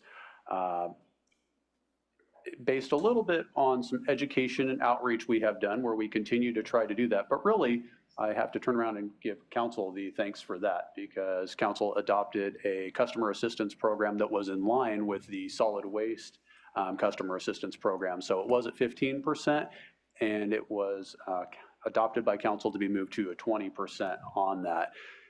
That did a couple things. It not only bumped from the 15 to 20%, but what we were really able to do is kind of cross-pollinate between the outreach on those two programs and really benefit both of them by increasing the usership. So we had some folks enrolled in one, some folks enrolled in the other, and we were sending out letters and trying to really get people, hey, you're on this. Here's another program that you would also qualify for. So that really helped right there in getting that. We do have $200,000 right now put towards the customer assistance program. This is an interesting one, so I'm going to dive into this one just a little bit because we spoke so much about cost of service and the like on this. The funding for the customer assistance program, because of Proposition 218, needs to come from a different source. So we really fund this out of late fees. Late fees kind of go across all of our users right there. And this is non-cost of service money so that we do have a little bit more latitude. So we use it for our customer assistance program. I do think that there is a bit of room for us to here go from our historic 173 to our 282. I think we can continue to do more outreach on that right there. I would be really, while I would love to see it, nearly double right now, I'm going to be a little hesitant once we start to get a little closer to our current funding amount that we have available for that, because we cannot supply that from our water and sewer revenues, and we would be asking other areas of the city to cover us if suddenly there was a major rush towards that. So it would. Fair enough, and I appreciate the explanation of, for those who might be listening that are like, wait a minute, are my rates going to support? Yeah, appreciate the clarification that it's not the ratepayers that are paying for this this customer assistance program. It's the late fees and what have you. So appreciate that. And at the same time, we'd love to see us be able to utilize more of that funding for people who need it. So thank you. Thank you, Vice Mayor. Well, since we're talking about the customer assistance program, just a little bit more on that. Just out of curiosity, that $200,000 pot of money, does that roll over from year to year? You have it stabilized here every year, and just a little bit of utilization. So I would kind of expect to see it go up with that unused funds. So curious what happens to the unused funds. Yes, in the water and sewer enterprise funds, unused funds like that are rolled over at the end of the year. We do then re-up that $200,000 on an annual basis right there. And at the end of the year, anything left over is really how we go towards balancing out our overall operating reserves that we carry. So we carry independent reserves in both the water and sewer funds, separate from the rest of the general fund. Awesome, thanks for that explanation. And since we're talking about this too, maybe we could tell folks who might be watching at home and the audience, how would they get enrolled? Because 282 is a pretty shockingly low number based on what we know about need in the community. Yeah, so they could visit slowcity.org. If you go to the utility billing, so you can go slowcity.org water service /water service. One of the links on that page will link to the customer assistance program and the forms that apply for that. Awesome, thank you for that. Thank you. And with that, there are no more questions. We're going to move on to public comment. Any public comment? There are none. Okay. Wow, you did an amazing job because there are no questions from the public. Well, I just want to first say thank you so much, and I appreciate actually that you had the additional slide about the customer assistance program. This was a program that you really use some creativity and innovation to figure out how do we help the community members in our SLO community. And that was during a time when, as we talk about COVID or a little earlier today, we're talking about the public transit, not just transportation. This was another one of those conversations, which is how do we help people? And you really figured out how to do that. So thank you. Councilmember Boswell, I think we'll start deliberations. Yeah, so I just want to confirm that, in my opinion, we've got our priorities correct. The ones we've had in place, ones we currently have in place, I would continue moving forward with those. And I would support us moving to a four-year rate adoption. Thank you. Councilmember Shorsman. You know, I looked at the different categories of priorities and was sort of debating in my mind, should we move one above 2 or 3 above 4 and tweak them a little bit here and there? But I think the basics of the concepts are all there. We want to make it predictable for people, and we want to encourage them to conserve as much as we can. And those are at the top of the list. So I think it's a Tetris game for you all to figure out how to fit those pieces together to make the formula work. And I did ask about, you know, the cost, how much of it is fixed versus variable, because I think that matters when you're a small user, I guess you would say. You're paying, you know, the same amount in that fixed cost as people who are using a lot more. But I don't know how you make it any smaller than 30% and have it not create too much variability for all of you in the planning and making sure that we have enough money to cover our costs on a day-to-day and month-to-month basis. So I don't have any concrete ways to tweak the priorities to suggest.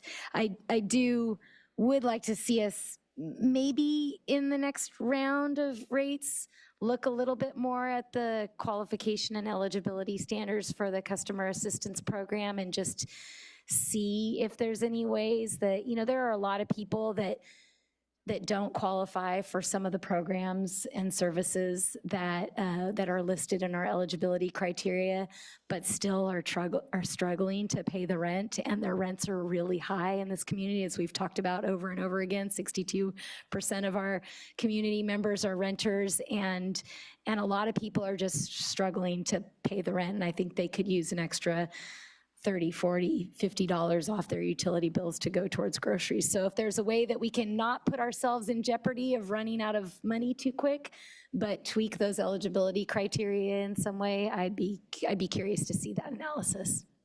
But otherwise, I'm prepared to support staff's recommendation. Thank you. Vice Mayor. Yeah, thank you, Councilmember Shorsman, for your comments on that. I would love to, I know you have worked so hard, and I'm incredibly grateful for your ability to increase utilization of that program. But man, I would love to see every single one of those dollars going out the door to help our neighbors in need right now. So anything we can do to examine that program and eligibility, that would be really great. So thanks for that. I also just really want to commend you all on your outreach and communication around talking about the fixed costs versus the variable costs in utilities. I think, you know, somebody who's a member of the community coming in to council, that was something I really struggled with understanding myself and then communicating to others, because, you know, if you're at home, like watching every drop and sucking the water out of your bathtub and trying to conserve, to not see a lot of variability or lower utility bills as a result can be a little frustrating. So really being able to talk to people about the actual costs of delivering water services. You've done an incredible job around that. So keep up the good work. And I am supportive of maintaining our current rate structure, and really actually eager to move to a 4-year period. I know there's some potential pitfalls there, but I would love to see us be a little bit more, or kind of avoid some of those other costs that come along with looking at this every 2 years. So thank you. Thank you. Well said to my colleagues. As we look at these priorities, just kind of going back to the beginning of, we are providing fresh, clean water for the community, and with ease and security and stability. So I just, you know, and I think about what we're doing, kind of going from other cities that don't always get to do that as smoothly. I just want to say thank you. With that, I see that how we have stability, how we are hoping to have stability with 4 years makes a lot of sense for planning, not just for you, but also for us at our homes as we're trying to figure out our budgets and how do we do something different. I know that my colleagues already have mentioned about the customer assistance program. I think you had a great list of people you are already looking at for the outreach about the meeting in February, I believe it was. And I think that we've been talking a lot to the SLO Tenants Union. There's other people who have been coming out to talk about rental challenges. So we've had the property managers and realtors coming out. So I mean, we have some real great opportunities to get this word out. So hopefully that will be something they can help you out a little bit with as well. And I think that the other question that I wouldn't know if it's a question, but just the thing that I know that we have to continue to watch, but it sounds like we have a little bit of wiggle room to do that, is the December, January, February, as we look at climate change and how things are working and how temperatures are changing. We look at Cal Poly and their wastewater reclamation facility. We also look at they're moving to semesters. So people are gone in December. Well, they're actually here in December, but they're out in January. So how this all will work, I think obviously you're going to be keeping a great eye on that. And I look forward to seeing how that all affects us as we continue forward. So with that, I'm happy to receive this presentation and also agree that all of the prioritization and recommendations should be move forward. With that, I assume we'll probably see you back in summertime to talk more about rates of some sort.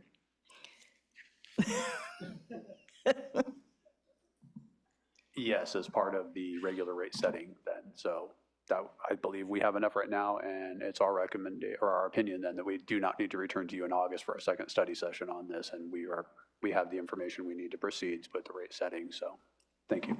Perfect. Thank you so much. Well, we are lucky, we just had this wonderful conversation earlier about staff and recruitment and retention, and you can see what great work they do. So I hope that people continue to look at joining our team.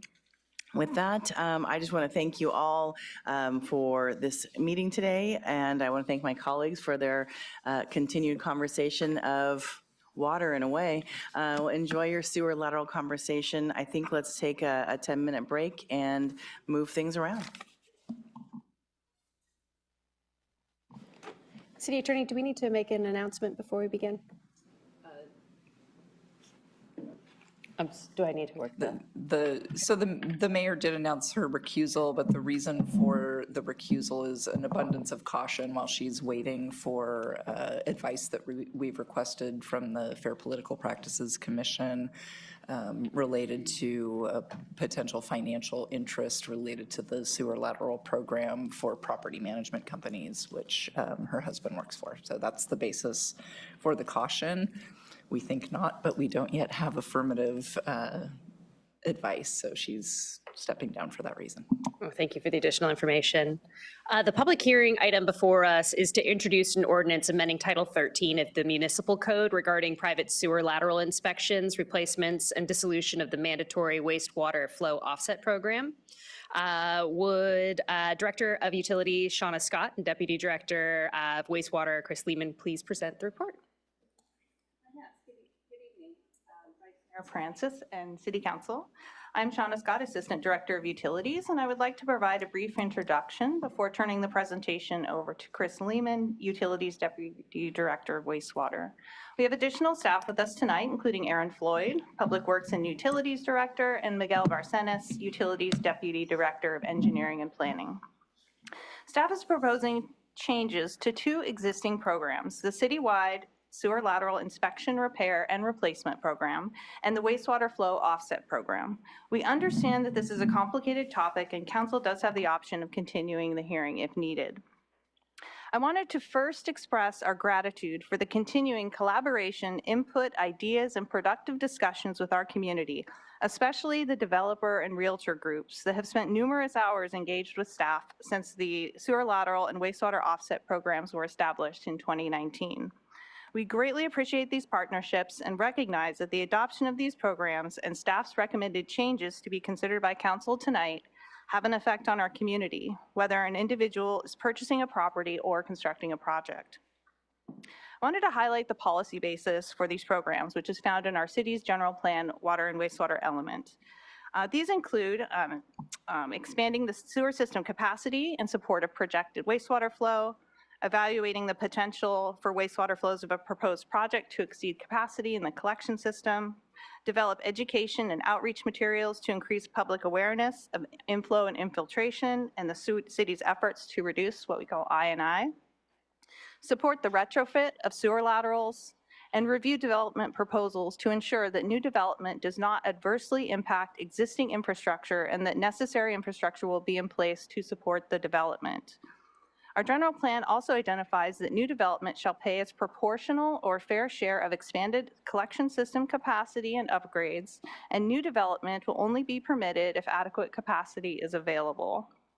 The primary goals of these existing programs and the proposed changes are to reduce barriers to residential development, further the major city goal of housing and neighborhood livability, and support carbon neutrality goals identified in our climate action plan, build and ensure capacity in the sewer system for future housing developments citywide, reduce I&I from private sewer laterals, and reduce the potential for sewer spills and impacts to public health, safety, and general welfare, and utilize our updated wastewater flow model to evaluate and identify fair and proportional conditional offsets as determined through engineering analysis. In addition to program implementation, the city will continue to provide financial relief to property owners through our rebate programs, monitor existing rebate programs for potential expansion in the future, continue our education and outreach efforts, and also continue our collaboration with our community partners.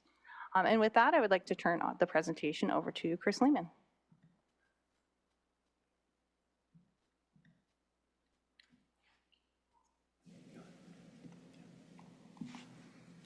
Thank you, Shauna. Chris Lehman, Wastewater Deputy Director, Utilities Branch. I have 18 slides to get through, and I'd really like to reserve most of the time that we have remaining for questions and discussion. So starting off, I wanted to set the stage. Staff visited council last August, study session. Number of items were brought forward for council to consider. One item was recommended to staff. We were given direction to defer that discussion item. That's why we're back here today. And that item was modifications to the wastewater flow offset program and inspection upon sale programs. So that is really what we're focused on today. Recommendations today, there are 3 of them. I am not going to read that. I'm going to skip to a plain English summary of what we're talking about. Summary for really 4 recommendations. The first is a proposed modification to the citywide sewer lateral inspection program. And we're talking about laterals that are inspected following ownership transfer of property. And we're talking about a modification to mandatory action upon receipt of that inspection.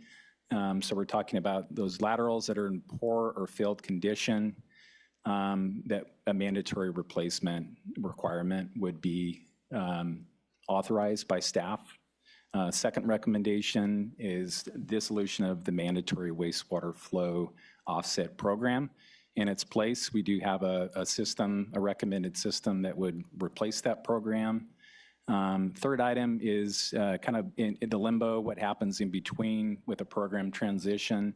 So we are recommending just some discretionary review of condition wastewater flow offsets for specific projects that are based off of modeling and analysis. And then the last item, I think I jumped the gun on that. This is the limbo recommendation is for projects that are currently in progress, for entitled projects and building permits that are in process. We'd like to, the recommendation is to authorize the Public Works and Utilities Director to waive those pending offset improvements. Acknowledging that we're pivoting the program, what do we do with the projects that are currently in progress? You know, we'd like to waive those requirements. Shauna mentioned we've done quite a bit of outreach, and this is really over the past couple of years, but in particular, we wanted to highlight what we've done in the past couple of months leading up to tonight, and really the two communities that we've connected with frequently are the realtors and the development community. So we've done a number of in-person workshops with larger groups, attending the SLO Coastal Realtors Association meetings. We've attended the Developers Roundtable hosted by Community Development Department. And there's just a number of in-person meetings that we've got a lot of good feedback from community stakeholders. I see a few of them in the audience this evening, and really wanted to thank again the realtors and development community. And the feedback that we've received has allowed the formation of the recommendations we have tonight. Really want to proceed with the most effective route, and that's going to be most efficient and best in the long run. So that's why we're here today. Before we dive into some of the changes and recommended changes to those two programs, I did want to highlight our existing rebate programs that are in place. A bit of confusion on where these apply, and so the attempt here is to bring this up on a map. So the exhibit that we have up here is a city boundary map, and we're showing, within that boundary, there are two areas that are shaded in purple. Those are the areas that we have modeled to determine they are capacity constrained. And those are areas in the sewer collection system that just don't have additional capacity to accommodate growth. And so within those two areas to the city, these are the areas of highest risk and where we want to focus limited resources that we have in the way of funding. So within those two areas, there are two rebates that are available. One, a $350 rebate for private sewer lateral inspection. That's when they send a camera into the line and they do a condition assessment to determine what shape it's in. Second rebate we have is $4,000 that applies towards replacing the lateral once you determine what condition it's in, whether mandatory or voluntary. If you want to get that replaced, the city is incentivizing that work by providing a $4,000 replacement rebate. Both of those rebates in those areas apply to any property type, so multifamily, commercial, single-family properties. We really want to focus most of the resources that we can on those two areas.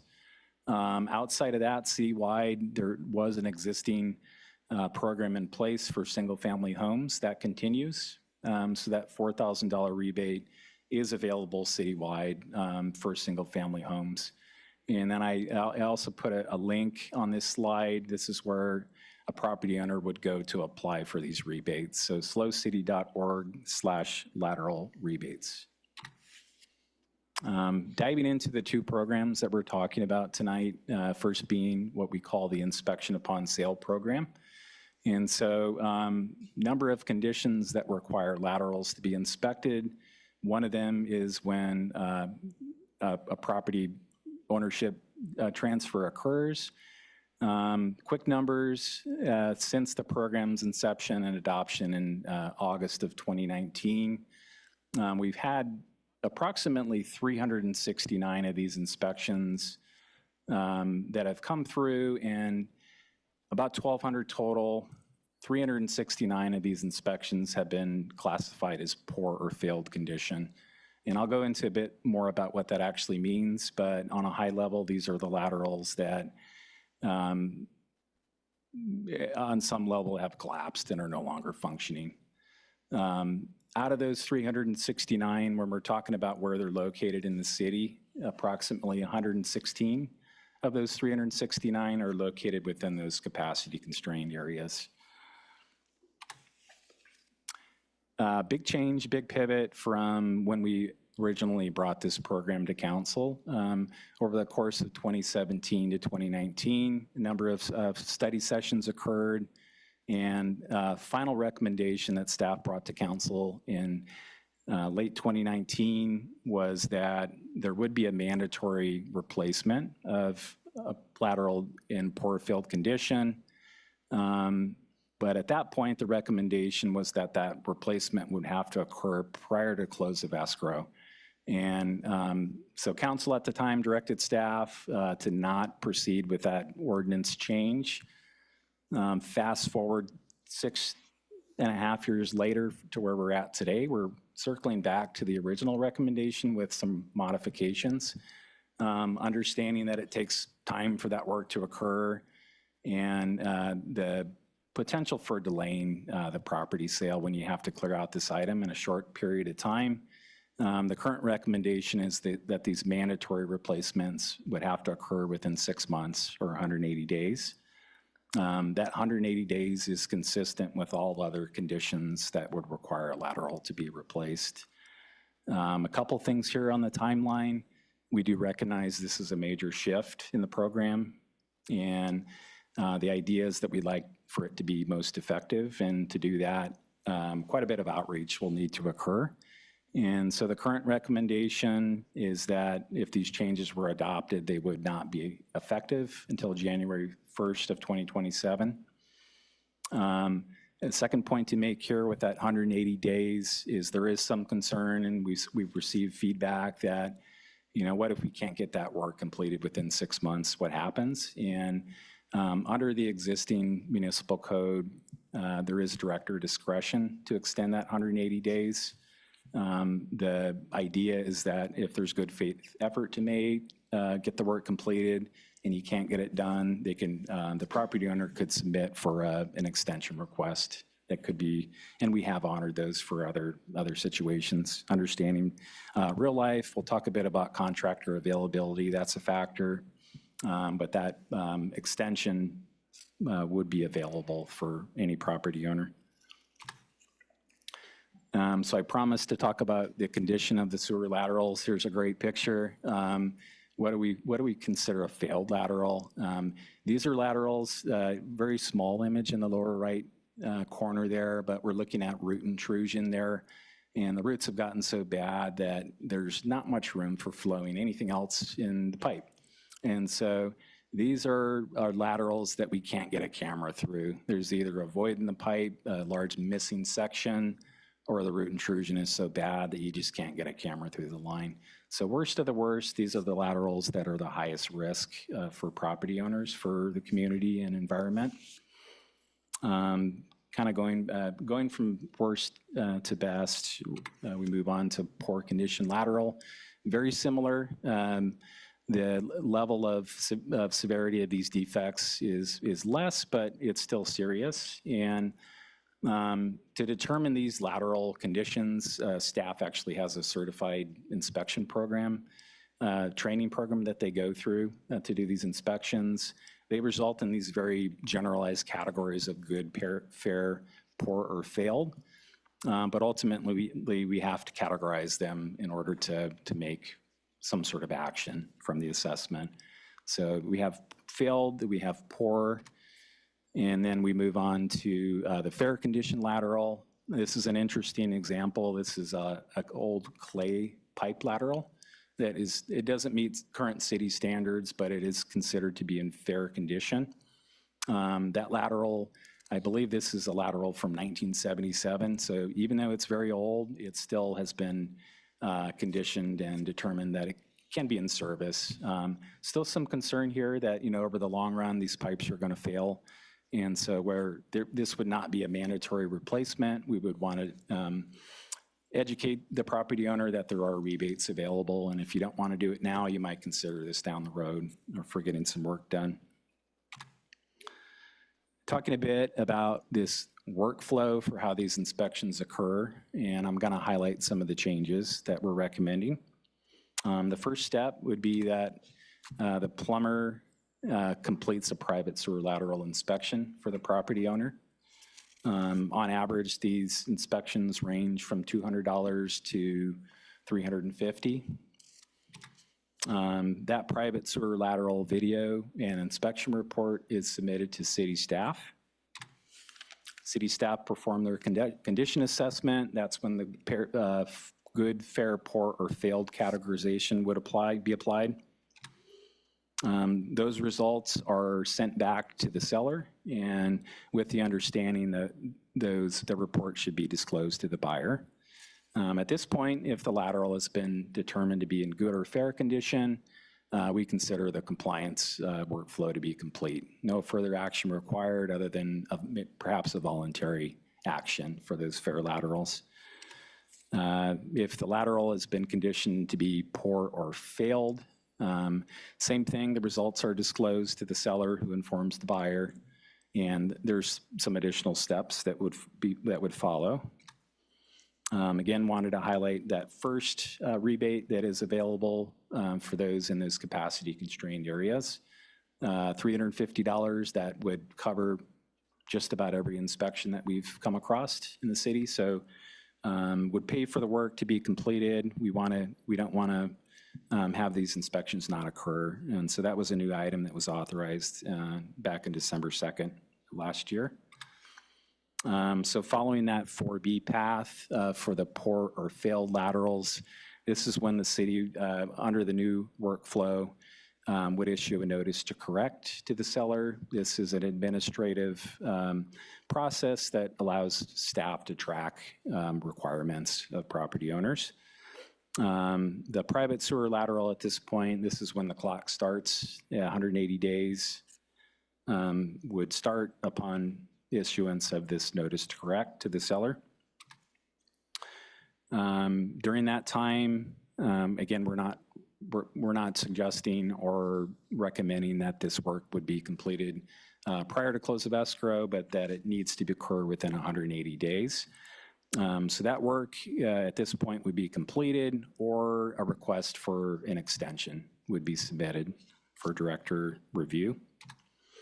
At this point, if the lateral was replaced, the property owner could submit for a $4,000 rebate. And then following the final replacement, the city would issue a resolved notice to correct, would essentially close out the workflow. And then if the property owner had submitted for a rebate, then the rebate award would be applied. Changes to the current workflow, we're really talking about what happens with these poor or failed laterals. So as the current program exists, the current municipal code staff are not authorized to make mandatory requirements for these poor or failed laterals. So those boxes that are highlighted in yellow do not currently exist, and they would be incorporated into the workflow if the ordinance changes were adopted. Moving on to the second program, we're talking about the wastewater flow offset program. And on a high level, again, looking at that map of those two areas that were purple that don't have capacity. So the current program applies to any projects that are in those areas for new development or intensified development. And we're talking about, if that offset trigger is applied, improvements need to be made, which are largely replacement of other private sewer laterals in that area. Given some numbers from the program's adoption in late 2019 to the present date, we've replaced 114 laterals through the program, which is a part of the pie, and we'll talk about that. Again, trying to set the stage here and compare what the approach was with the program's adoption in August of 2019 to what staff are recommending this evening. In 2019, the wastewater flow offset program was adopted. And again, this is applying to intensification projects in capacity constrained areas. Tonight's recommendation, staff are proposing to dissolve that portion of the municipal code. And essentially going back to pre-August 2019, in that we're estimating that 90 to 95% of projects would not require any action after this modification to the municipal code. So we're really talking about moderate and major sized projects that are located in those capacity constrained areas. If this ordinance change was adopted, we're essentially going back to before the wastewater flow offset program was adopted. Any requirements that would be applied to those moderate and major size projects would all be based off of a new hydraulic model that staff was completed as a part of a long-range plan in late 2025. So we're looking at current data, we're looking at impacts on the system, and then we're looking at the build out of the city to 2035 and our ability to accommodate additional flow in those areas. Those offset requirements would be determined by that model. And again, not all projects would require improvements. So stepping it through, this is one I might phone a friend if we need to dig into it. We do have an engineer in the crowd, which I am not. But talking about that discretionary workflow, again, if that offset program were dissolved, there would be a workflow in place that would evaluate moderate and major size projects. So the first step would be that the property owner would submit a planning application for the new development. That application is routed to our community development department planner. They would have an updated checklist for this workflow. So, and for moderate development review, we are looking at just capacity constrained areas. Major development review, these are the larger projects that would require analysis citywide and modeling. So that application would be reviewed by staff, including the utilities department engineer. The property owner would provide a design narrative showing how their engineering calculations apply to the model. And we have engineering standards that are published. We talked about a big book. I think we have one of those also if we'd like to take a look. And to supplement that, we do have this is our long-range plan, what we call our wastewater infrastructure renewal strategy. And it's available on the city's website along with the engineering standards. So those engineering calculations would be compared to the sewer model that we have, that hydraulic model of the system. And that would evaluate capacity that's remaining in the area that the project is looking to locate. Based on that comparison, staff would recommend conditions of approval, which are largely based on the project description. Those conditions could include replacement of private laterals and potentially improvements to city infrastructure. And this is where potentially the city would have capacity in that area at a future date, but the capital projects haven't been programmed. And so to accelerate that timeline, one of the conditions potentially could be to perform those improvements ahead of schedule. Last step, and then I'm going to spotlight again the changes to the process, is that a final review would be performed by the appropriate decision-making body. Depending on the project type, it would go to council, it could go to planning commission, and then there are projects that would go to the Public Works and Utilities Director for review. Last step, the property would submit their building permit application for construction. And really in this workflow, the big change is that we're going to change our routing for project review. Moving right along, we're comparing really three categories here of the ultimate goal was to replace private laterals that are poor condition. Three ways that staff has done this, first being the offset, wastewater flow offset program. 114 of those, again, have been completed since late 2019.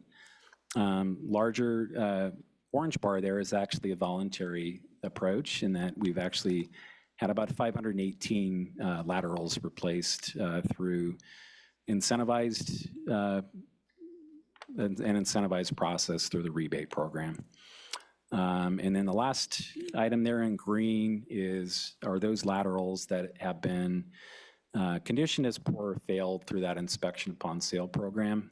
We've had 369, this is as of today, a bit different in the staff report. We wanted to get as current numbers as we can, but 369 through that inspection upon sale program have been determined to be in poor or failed condition. Again, those are the laterals that are in some cases collapsed. No mandatory replacement requirements have occurred.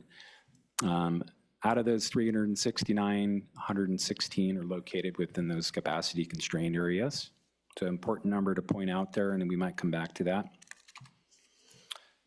Summarizing some of the feedback that we've received from our stakeholders, realtors, developers, and we have a few more of these in the staff report, but I wanted to call out a couple that weren't. The first item was a recommendation from the realtor community to develop a hardship funding source that would be applied on top of the $4,000 rebate for those who qualify.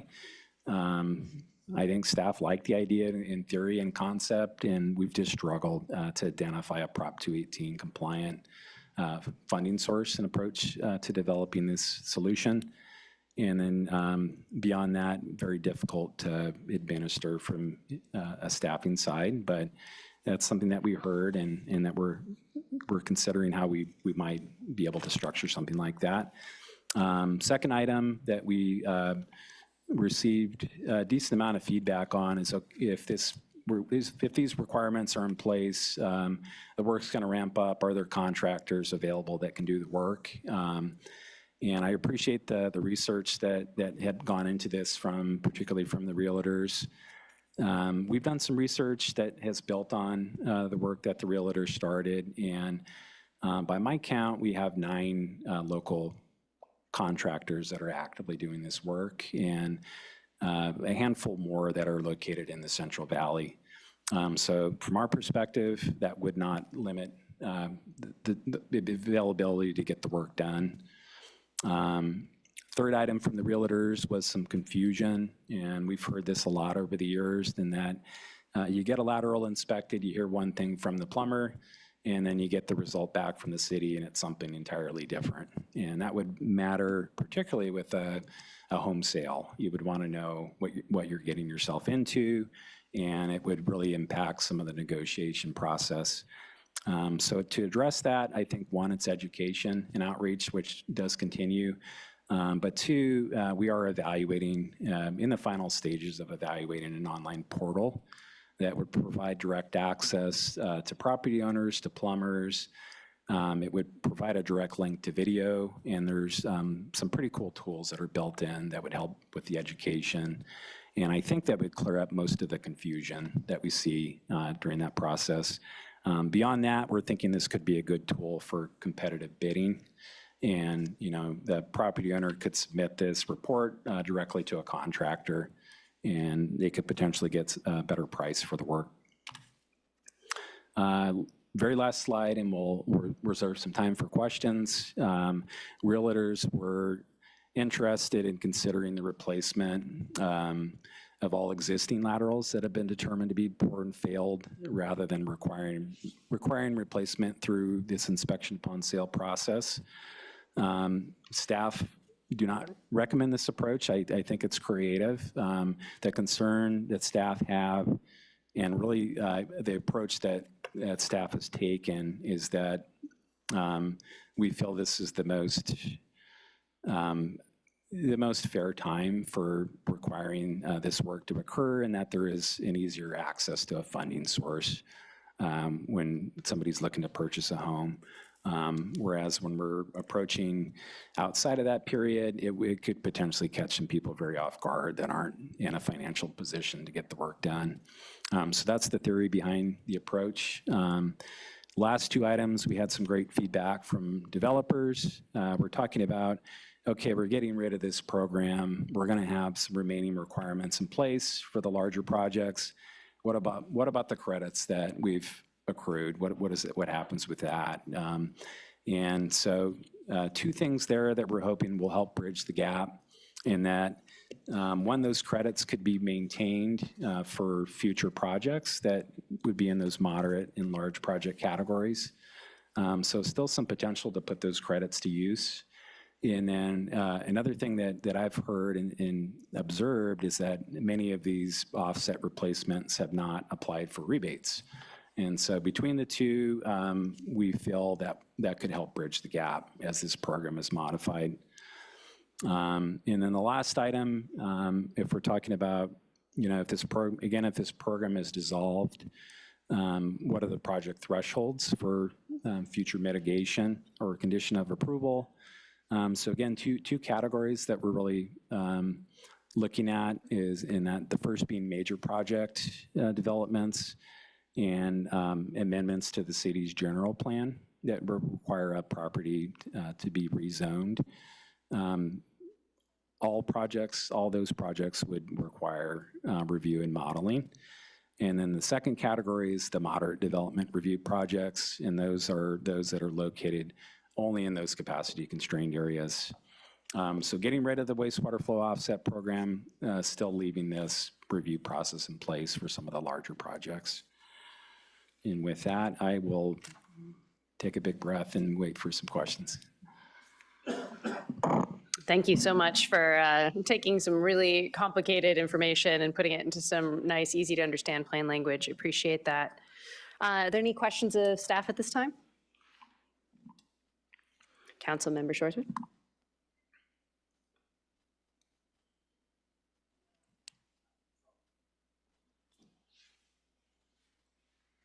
Need red, don't I? Oh, there we go. Thank you for the report, super detailed and gets very technical very quick. So forgive me if some of my questions are kind of not as educated as some of you are that are experts in the room here, and appreciate we got a pretty large volume of email on this topic, and appreciate all the public engagement, and several of the emails had some really good questions in them, so you might hear some things that that you've heard before, that you've seen in our emails. But just curious about, you know, one of the things that was mentioned in some of the emails, and you pointed out some data that, you know, in the capacity constrained areas, I think there's only been 114 sewer laterals replaced as a result of the offset program, but yet we've got 518 that have been replaced voluntarily with the incentives of the rebates. And just wondering, one of the questions that that came in was, what about just using, it seems like we've been pretty successful with the voluntary program. What about just having a voluntary program? And that's a great, I think that's a great suggestion. I believe there's two ways to look at it. One is the progress made to date, and it has been a collective accumulated result of the mandatory, the voluntary, and also, you know, through these other programs. And then we're also looking at really into the future. And so one of the considerations, and I might pass it over to Shauna for this one, but she really brought up a great point in that we're not only addressing the issues that we have in the system for today, but replacement of these laterals is also building capacity for future growth in housing development. And I'll pass it over to Shauna. I think she can build on that a bit. Yeah, thank you, Chris. And, you know, I wanted to pull up this slide as well because we have the 369 here that we received reports on that were not required to be repaired or replaced. So we do have those out there. If we didn't adopt this program, that, you know, that trend, you know, we'd see would likely continue. And so, you know, as Chris mentioned, we're looking at providing that capacity and ensuring capacity specifically, you know, for housing projects, you know, as the state, I know, keeps coming down with different regulations. You know, one of the comment letters identified that in the future there could be requirements to approve larger projects ministerially. And so we really want to make sure that we have that capacity in our system to accommodate those types of projects, you know, relieve burdens on, you know, on existing housing development, particularly for folks adding an ADU or building on a bedroom or a bath, you know, these smaller type projects, and then really providing that analysis for, you know, for larger projects. So trying to achieve a balance here where we're evaluating development projects, implementing our CIP, encouraging, you know, folks to use our rebates for those voluntary replacements, and then addressing known problems that we have as evident in our existing data. I have heard stories of, because of the offset program, of projects just not proceeding forward because of the difficulty of finding an offset. So Appreciate that. On the flip side of just having a voluntary program, one of the suggestions that was made in some of the emails was having a more proactive program in the capacity constrained areas and maybe dividing up those areas and doing a little bit more proactive enforcement. One of the emails said, we know where the problems are, so why not just focus on those? Could you talk about why that strategy might not be, why what you're proposing would be more effective than that strategy, or what the pitfalls of that would be? Yeah, that's another great suggestion. And I think part of this is staff taking all these recommendations and trying to formulate what we feel is most fair and most effective. I think the concern with the proactive enforcement approach is that we're going to be, one, how to manage the program, and so it would increase workload. We'd potentially have to hire staff to ramp up enforcement and inspection programs that we don't have in place today. But beyond that, I think the concern is, again, what is the, if there is one, most appropriate or fair time to bring replacement to a property owner? And the thought is, again, at a property transfer period, that there would be access to funding. Whereas a proactive enforcement approach, you're approaching people that might have been on the property for 30, 40 years, and then they just learned this for the first time. A lot of older homes in the community, you might have a home built in 1930, and somebody's been there for 60, 70 years. And out of the blue, we have an enforcement case, mandatory replacement. It's going to be $15,000. And back to the hardship funding source that we currently don't have. How does a property owner pull that off? And so I think it could be effective. I think staff are open to council direction on that path, but that is currently not our recommendation. Yeah, thank you, Chris. And I just wanted to add too, we did look at, should we just focus in capacity constrained areas? And so there's a few reasons why we are recommending the inspection upon sale, repair and replacement to be applied citywide. First of all, the existing ordinance, the inspection requirements are citywide. So this is just adding an additional action that would be subject to repair and replacement. Second, these poor and failed laterals are contributing to I&I throughout the system. And as we've seen with our 2025 study, that those capacity areas can change over time. It did shift. And third, these poor and failed laterals can have the potential to result in a sewage spill, which means sewage, going out into the street or backing up into somebody's house, which nobody wants that. And then also, as I mentioned before, it's like we're really wanting to ensure that capacity in our system isn't taken up citywide by I&I. Like the sewer system is meant to serve, wastewater flow, not groundwater intruding into the system.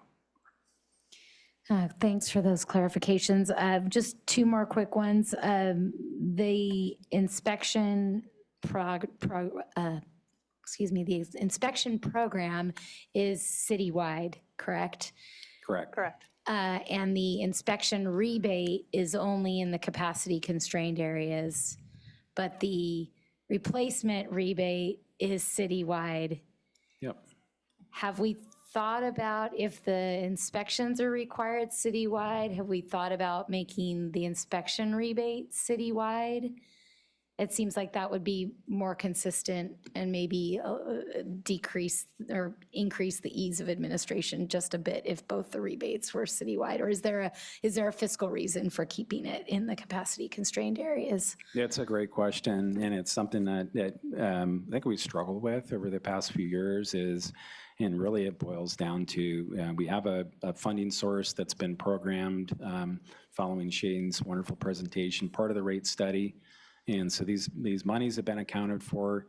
We have a limited amount that's a part of the adopted budget. How do we apply it most effectively? And the thought and the reason that staff had brought the recommendations to council back in December is we identify that there is additional money available.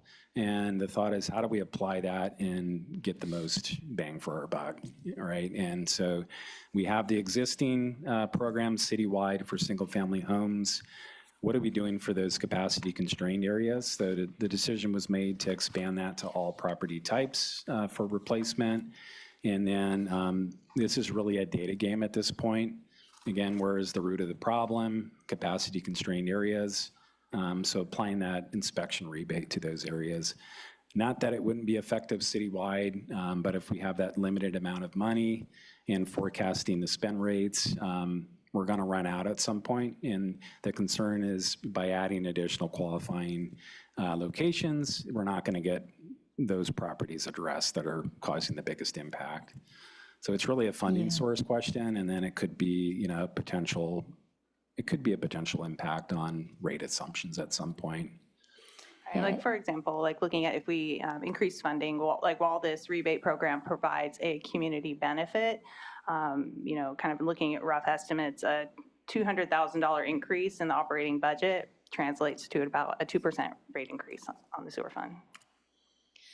Are the rebates, is it like what we discussed in the last item? And I don't know if you have to phone a friend for this, but with the Prop 218 requirements, is it like with the customer assistance program for wastewater that you can't use, you can only use certain types of funds to fund these rebates, or is it?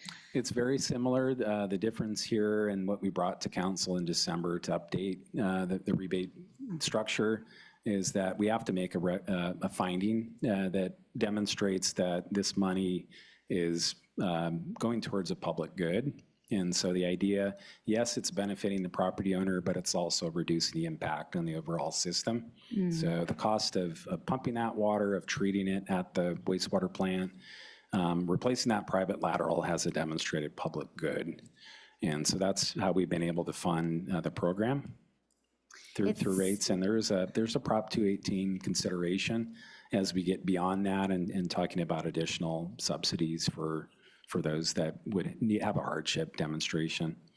It seems like if there's a proven public good for providing somebody a $4,000 rebate to replace their lateral, that there might be a similar public good for helping offset the cost of the inspection that finds the problem that causes the replacement of the lateral. But I'd be curious to hear more analysis of that at some point in time. The last question that I wanted to ask was just about the impact of the ending the offset program, you know, sort of mid-project for a lot of projects potentially out there. Do we have an idea of how many of those projects that are sort of in process right now that would have been part of the offset program that would be waived if we offered to waive them right now as part of this change? I don't have a total. I might be able to phone a friend on that one. We do have a handful of projects that we know would be in this category. And again, the recommendation is that we would give the authority to the Public Works and Utilities Director. Programs in transition, this requirement was in place when you applied for it, but the intent, you know, is at this point, we're going to dissolve any pending requirements. Got it. That makes sense. I was just wondering if it was like 5 or 55, but I might be able to get it. yeah, if it's available, great. If not, I'm not too worried about it. Thank you. Thank you, Councilmember Shorsman. Councilmember Boswell? I'm good. Councilmember Shorsman asked all my questions. Oh, that's amazing. I just had a couple of quick follow-ups I really appreciated. You had some fantastic questions in there. I was curious about, you mentioned the creation of this online portal that you're in the final stages of getting up, and I wasn't entirely sure how that would play into the process that you're proposing. Does it mean that there would be a process for reviewing the assessment of city work, or what is the back and forth there that you were discussing? Great question, and I wish I had a live demo to show you because I think it's going to be very helpful. Essentially, this portal is just streamlining what already occurs, and you would just have quicker access to the data.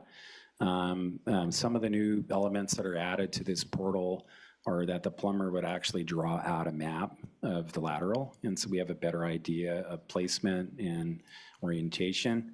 We're getting more data. It's a lot easier to get the data in. And then if you think about a live, I don't know the best example of this, but a video that has live annotations, that as you go through it, you see live comments. And then it's just much easier to review the data and interpretation. There's also an AI element that kind of a question and answer live that you can get feedback. But the idea is that the intent, we get better data out, we get better communication much faster. We're seeing other agencies that are using this tool. City of Santa Barbara is one of the early adopters, and they've just seen the turnaround on the videos go from days to hours. That's great. And so we want to get the data quickly, we want it to be accurate, and then I think the big benefit that I see is we're hoping this will help drive down costs of replacement. So cost to the city or costs for the plumbers and doing the replacement? Cost or? to the property owner for replacement, and that's the feedback that we've heard from Santa Barbara, is it's just helped drive down the cost. You have better data, it's going to provide a much more informed bid, and then it just allows more competitive bidding easily to occur. You don't have to do the phone call, let's send a link to the report. That's great. So it's kind of can be a little bit more strategic in how the replacement is done then. Correct. Okay, thank you for that. Appreciate it. Couple more questions. Sorry, they're a little bit out of order, so let me take a moment here. Yeah, can we talk a little bit about you had a really lovely diagram of the process, and I was kind of curious, we now are talking about extending the period to do the replacement to 180 days. And I wanted to understand a little bit better who's eligible for the replacement rebate. Does it have to be applied for by the homeowner before the sale is done, or can it be applied for by the new homeowner after the inspection shows that there's an issue and it's already changed hands? So are both parties eligible? And how exactly would that process work? So it's a great question. The rebate would have to be issued to the current property owner. And so in the case of the inspection, that rebate would likely go to the seller. Whereas with the replacement, we're talking, and this is not going to occur within a month, likely. It could. But in that case, then that rebate would be issued to the buyer down the road. And some reasons in place in that we have to award the monies to the property owner. One of them is we actually have a requirement to have the property owner submit a W-9 for tax purposes. And so you get into some of that reasoning, but the rebates are awarded to the current owner of the property. You mentioned when Councilmember Shoresman asked a question about projects that had been done, concerns from some of the developer community about already having some of these credits or having recently done these replacements. You mentioned that some of them had not applied for those rebates. And I was wondering if you were implying that they could retroactively apply for some of those rebates, or what the window is there or process? So potentially it depends on the date of when the work was completed. We've done a few changes in the past 5 years, different rebate thresholds along the way. So depending on when the work was completed, that would determine, what amount they would be eligible for. But just that's some of the feedback that we've received is, okay, I've done all these replacements. One is as a credit system to apply for future projects. But finding that a lot of these replacements haven't been awarded rebates, and we want to get that money out if we can. Thank you for that. I appreciate it. And let me just make sure I got everything here. I think we're good for now. Appreciate it. And we'll move on to public comment. City Clerk, do we have any public comment on this item? Yes, we have 4 speakers. The first one is Dale Greiner, then Garrett Olson, then Greg Wynn, and then our final speaker is Steve Del Martini. Thank you.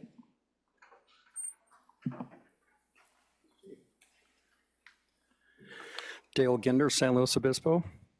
Good evening, council and staff members, what are left of you tonight.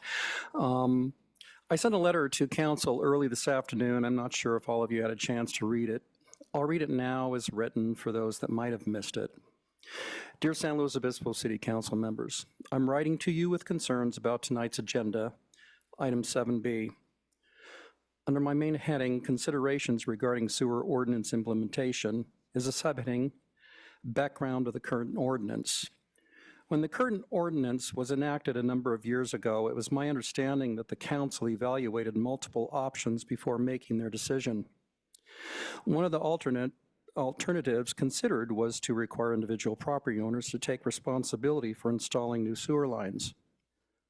Ultimately, this option was rejected, in favor of placing obligation on developers. Subheading, shift burden to developers. As a result, developers became responsible for managing the transition associated with new sewer lines outside the properties they were developing.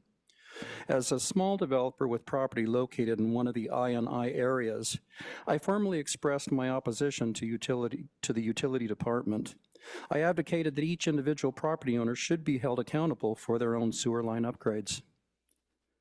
Under my subheading, main concerns raised. Number one, the utility department faced increased staffing requirements to manage and maintain records related to the ordinance, resulting in an excessive, complex, and costly management process. This could have been avoided if the appropriate alternative approach had been selected. Two, responsibility for replacing private sewer lines should have rested with each property owner. Owners could have been given a deadline to complete the necessary replacements. If an owner failed to comply, the city could perform the work and bill the owner, possibly spreading the replacement costs over 10 years through their tax roll to ease a repayment. Since the state mandated the upgrade, this approach could have been pursued and made legally viable if any legal challenges arose. Number three, the current ordinance added extra expenses to the cost of building, compelling developers to charge higher rents in areas that were already costly to live in. Four, if the program changes, as is currently being considered, or if it is deemed illegal to place the burden of private property responsibilities on developers, the city will face significant challenges. These include A, clarification on the reimbursement process for developers who have credits remaining on file. B, determining whether developers will be reimbursed for credits already applied to other properties. Subheading, recommendations and next steps. I believe that any changes to the ordinance should be postponed until legal issues concerning past developers' responsibilities are resolved and formalized through a notice of intent. I have just a short amount of time here. So sorry, we are at the end of time there. Yes. Thank you. Next speaker. Good evening, Vice Mayor Francis and council members. I'm Garrett Olson, the CEO of your San Luis Obispo Chamber, and I want to express our support for staff's recommendation to dissolve the wastewater flow offset program. While the program was well-intentioned, it's proven difficult for our development community to navigate and implement. For our development community, it has introduced added logistical complexity, uncertainty, and cost, and ultimately become another impediment to meeting our shared housing goals for production and affordability. At a time when we're all working to remove the barriers and create more predictable pathways to housing, this program has moved us in an opposite direction. That said, we fully recognize and support the need to address the city's infrastructure challenges, particularly in capacity-constrained areas where the system's performance is critical. That's why we support a more targeted and outcomes-driven approach, requiring the replacement of sewer laterals identified as poor or failed within these capacity-constrained areas, triggered through inspection upon sale program and completed within 180 days with extensions provided by staff when needed. Focusing first on the capacity-constrained area creates a thoughtful, phased approach. It allows the city to focus and prioritize critical areas while also testing and refining the program before considering a broader citywide application. This kind of measured implementation provides an effective pilot to ensure long-term success. This approach is more practical, more predictable, and more directly tied to achieving the intended outcome in the areas most significantly impacted. It ensures that the most critical repairs are made without placing unnecessary burdens on properties that are already working to deliver on projects that are already working to deliver much-needed housing projects. Importantly, proactively addressing damaged sewer laterals in these areas is essential to controlling long-term city costs and maintaining the reliability of our system. The proposed 180-day timeframe provides a reasonable and achievable window for compliance, balancing urgency with efficiency and feasibility. Ultimately, this is about aligning our policies with our priorities, supporting infrastructure improvement while also removing barriers to housing. We respectfully urge you to support the staff's well-informed recommendation to dissolve the offset program and move forward with the incremental step on this path to controlling the impact and costs associated with our aging infrastructure by first focusing in the constrained area. Thank you for your time and consideration, and thank you for your recent move to open the rebate eligibility for multifamily and commercial residents. Thank you. Thank you. Next speaker, City Clerk. Greg Nguyen, then Steve Del Martini, and then Stacy Scaldi. Thank you. Thank you, Vice Mayor Francis and reduced council. I'm Greg Nguyen. I'm an architect in town. Here I've done a lot of projects in the capacity constrained area, which means I've got to watch a lot of sewer videos, something I don't recommend. One of the things that's happened with the program is that I have to explain to clients why whenever they want to add a bathroom, they get to replace their sewer. Oh, and your neighbor's sewer also. And they just kind of turn their head like a dog. This is, I don't understand the sound of what you're saying. So I am very supportive of this amendment to the ordinance here so that we can get rid of this program. I know well-intentioned, but this is going to be better without it. And it seems just appropriate to make it on sale where we can put the burden on the project and not on the development community. So it all makes sense to me, and it makes sense because I've heard it so many times. Utilities and the community development department, especially Chris, has done an exceptional job of meeting with outreach with the development community and the real estate community, and we've talked about this over and over and over more than I want to say, and I really applaud city staff for making that effort. While it's hard on all of us to go to these meetings, it's really hard on staff to have to come and listen to 20 people gripe about a program. And so, Chris, this is just to say thank you for that. And again, I'm supporting the program and available. Thanks. Thank you.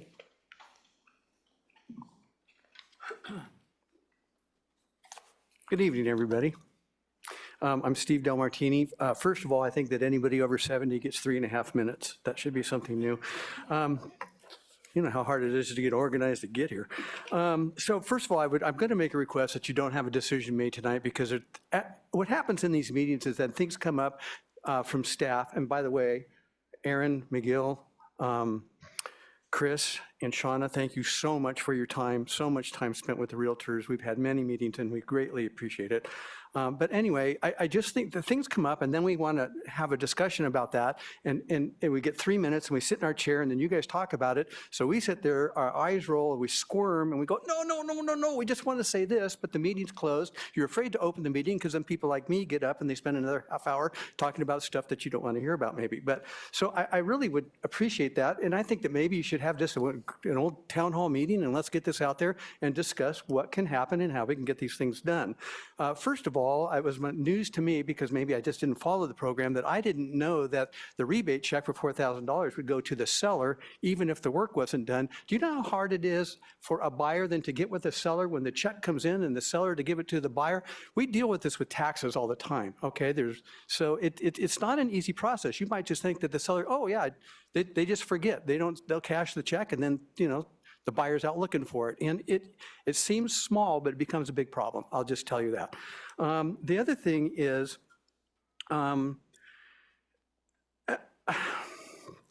the amount of time it takes, let's just stick with the restricted area, the constrained areas. So one, for instance, is brought up that says that, well, one homeowner may have owned this property for 30 or 40 years. Well, that may be true, but there may be 70% of the people in those constrained areas that actually would do their replacement. You don't know because you haven't gone out to check it out. How do you get to that number? How do you find out? I'm not sure, but this is something that would be interesting to have a discussion, especially with the realtors, because we have influence, because we know the people that own these homes. And I don't know that there couldn't be some way that this could be worked out, that the constrained areas would then maybe have more success than you think, because I think just you're doing this point of sale, and all it does is kick the can down the road. I gave an example in an email that, you have so many homes that are for sale. I think, in the system, there's like 4,400 homes that haven't had an inspection. We sell about 180 or 200 homes a year. 30% basically of those homes have a failed or poor system.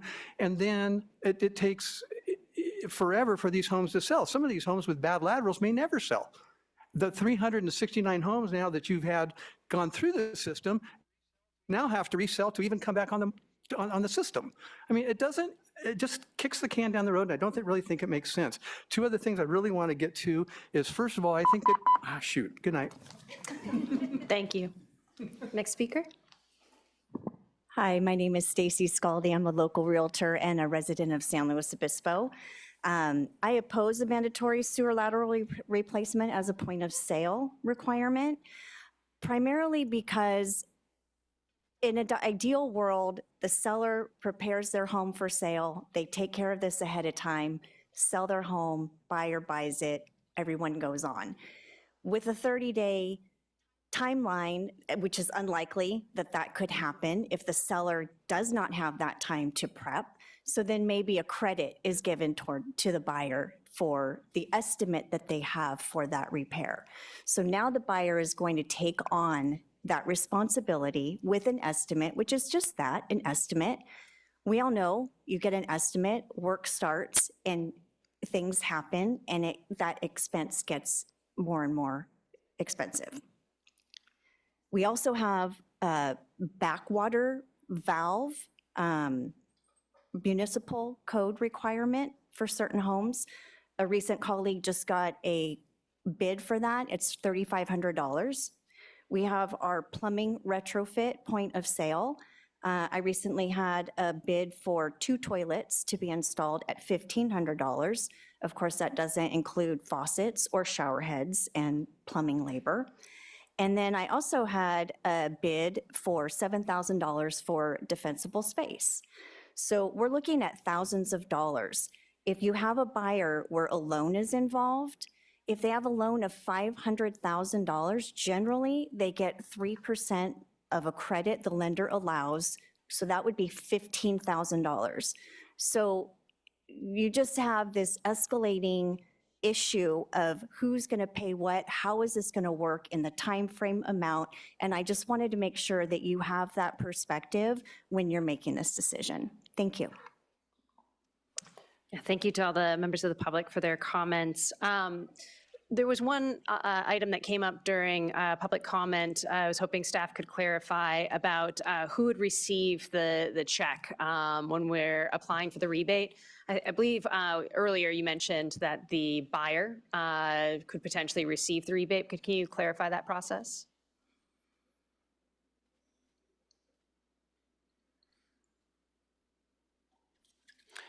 Yes. So yeah, to clarify, I think it would potentially be to the buyer for the inspection, just looking at the timelines, or to the seller. The criteria for receiving the rebate is that it has to be issued to the current owner of the property. So depending on the timeline of the transaction, if you did the inspection, you submitted for that $350 rebate, the ownership transfer hasn't occurred, and so that rebate would be given to the seller. Whereas 1 to 6 months down the road, escrow's closed, the ownership transfer has occurred, that $4,000 replacement rebate would then likely go to the buyer, the new property owner. The only criteria is that that has to be issued to the current owner of the property. And the rebate happens after proof of repair is shown, right? So whoever is doing the repair is going to have the receipts and submit those. So most likely in this scenario, as we discussed, the new buyer of the home, but potentially could be done before sale if that scenario is worked out, and could go to the seller, or however it's worked out in that particular transaction. Correct. Okay, thank you. And are there any other items that came up during public comment that staff wanted to respond to?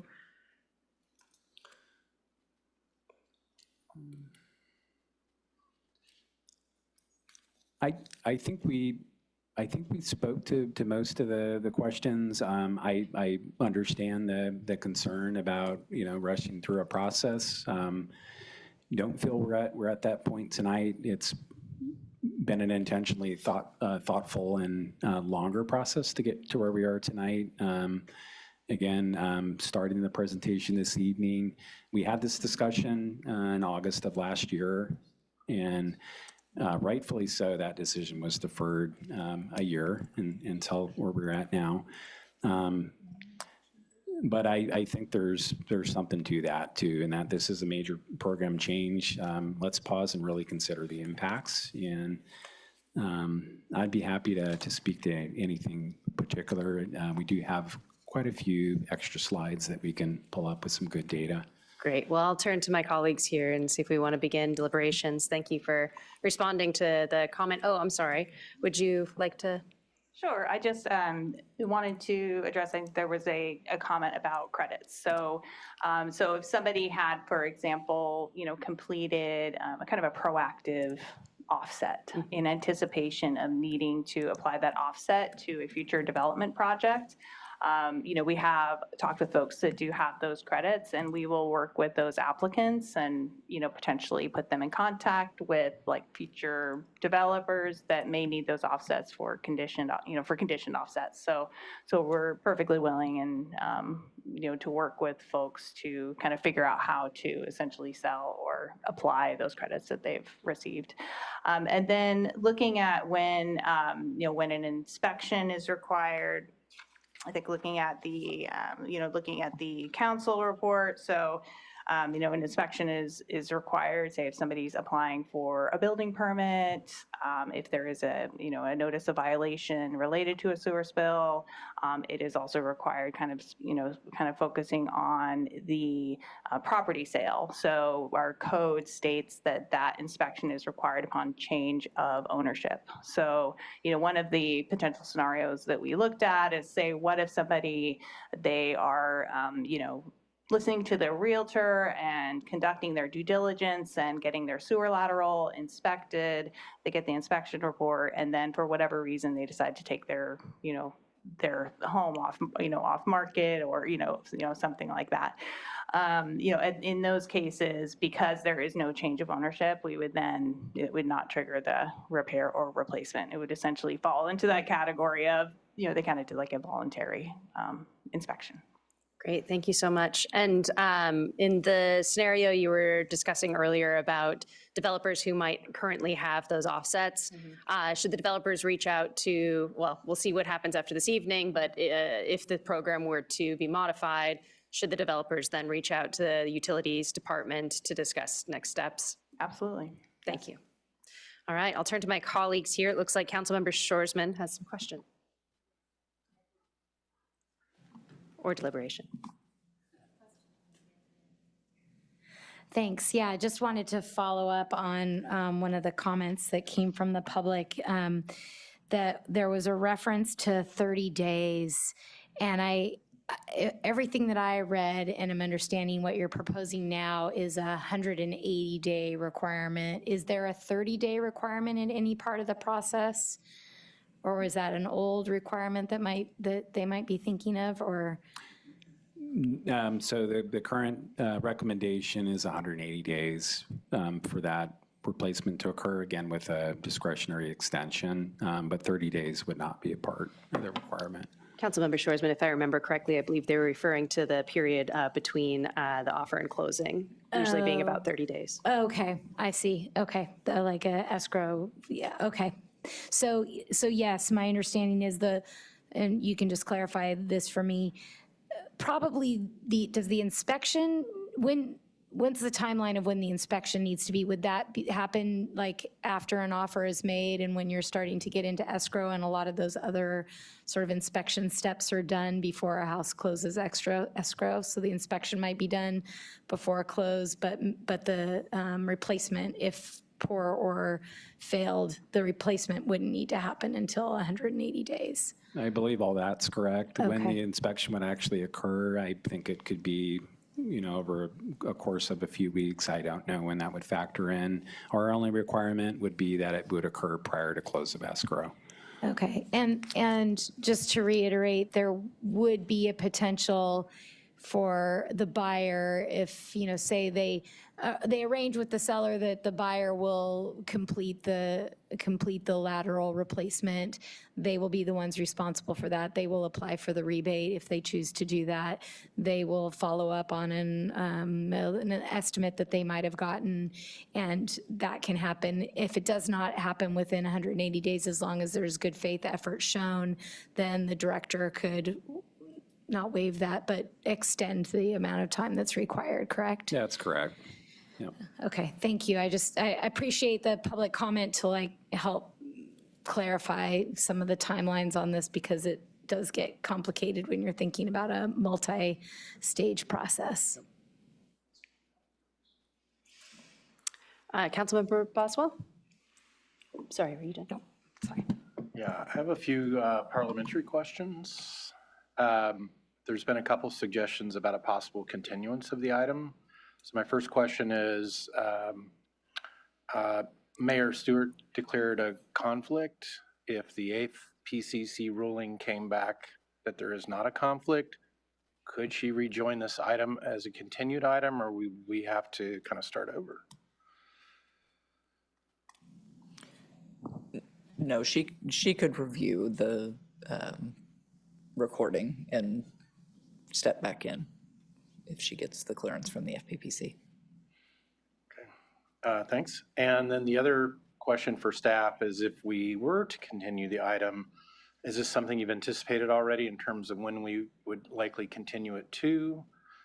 Would we continue to just the next meeting, or date uncertain, or?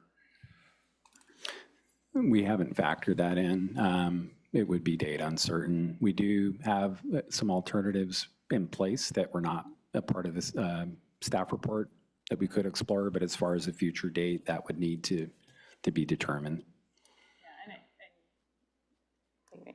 And I think looking at the council forecast, I would anticipate this would likely occur probably not until the fall. That's all I have for questions. Thank you, Councilmember Boswell. I will entertain deliberations. So if we did postpone decision until the fall, I guess what next? We've got some people that are probably somewhat in limbo with the status of their offsets. And I don't know how far we've gone down the road of educating those folks that if this went into place, that their offsets would be waived. I'm at a little bit of a loss here. I can speak to that, Councilmember Shoresman. So, and I do have a number for you and how many projects. So we're talking approximately 10 projects that would have conditions waived.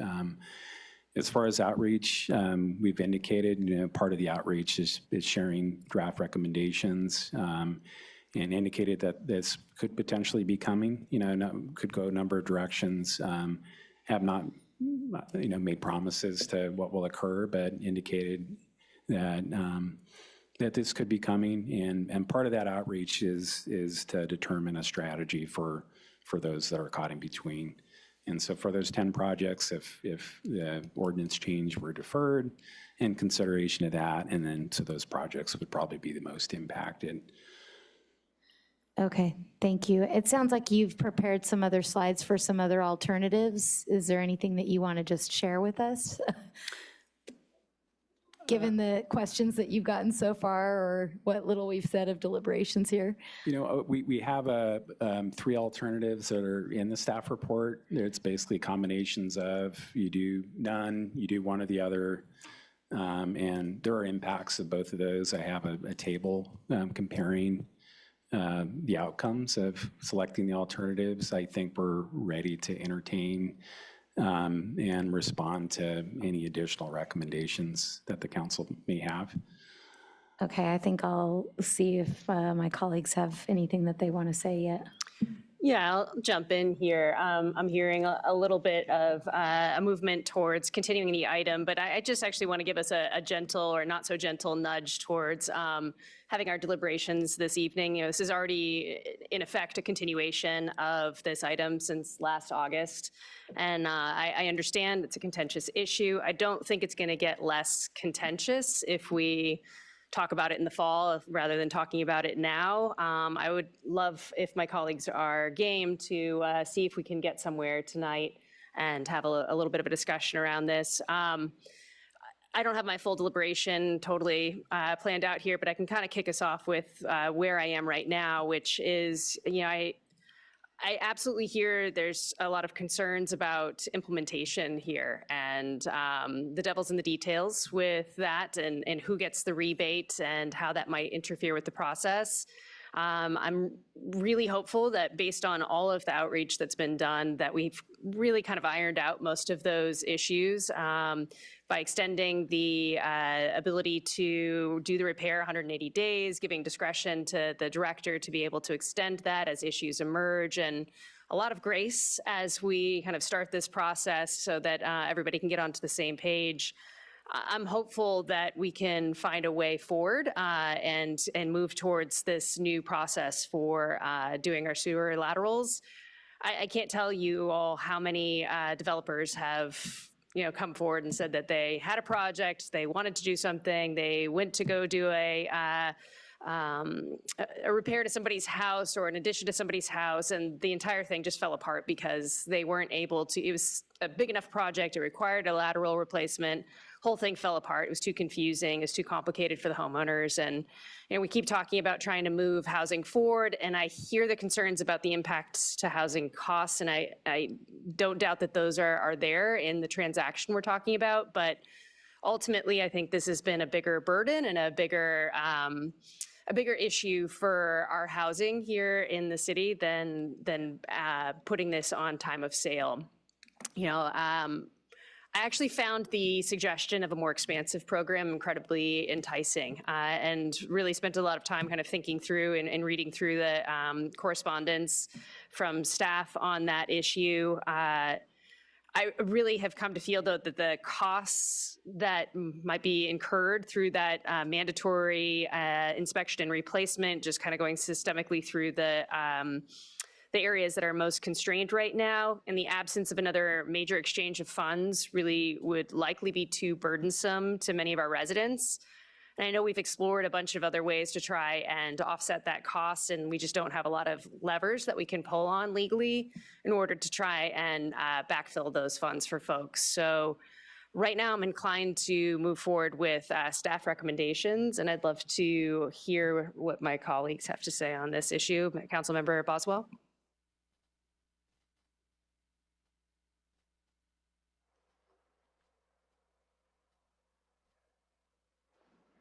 Great, thank you.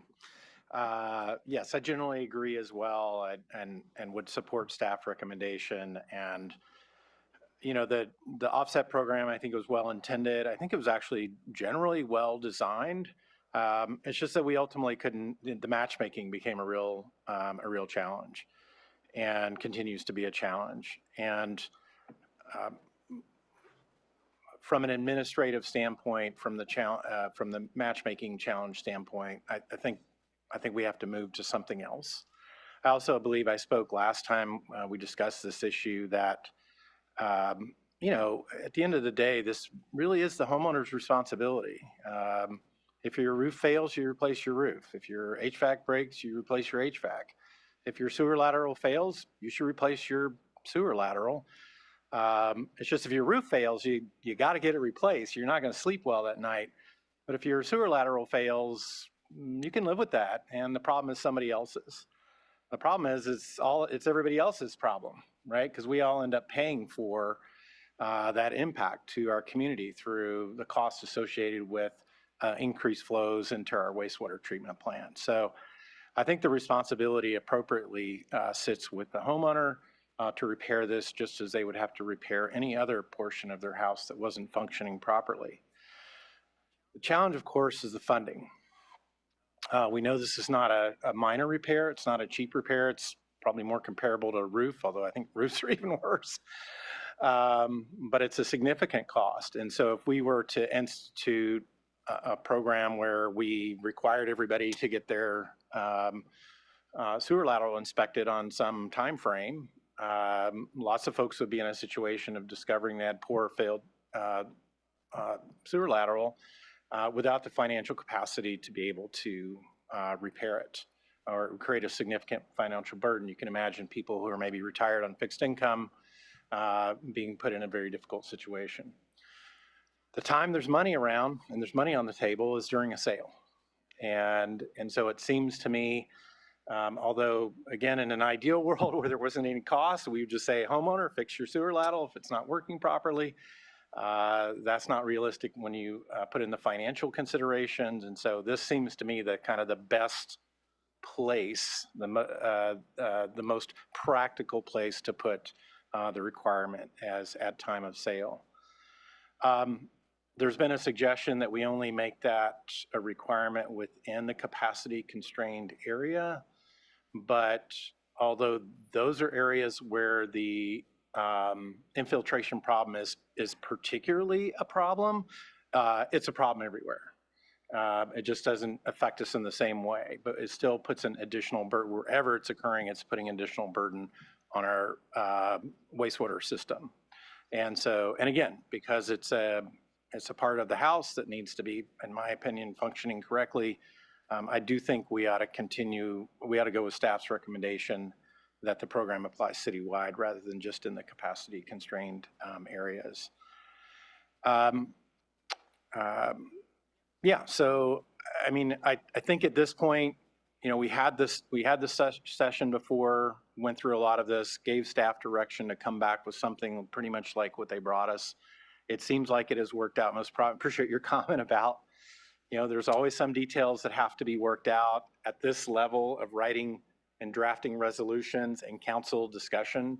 There's only so far we can go in designing these programs.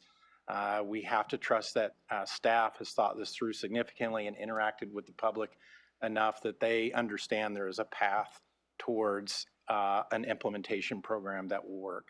So I am ready tonight to support a motion. I'd only asked because I wasn't sure if there was going to be some energy around possibly continuing, and I wanted to know what the implication was for our fellow council members if that were the case.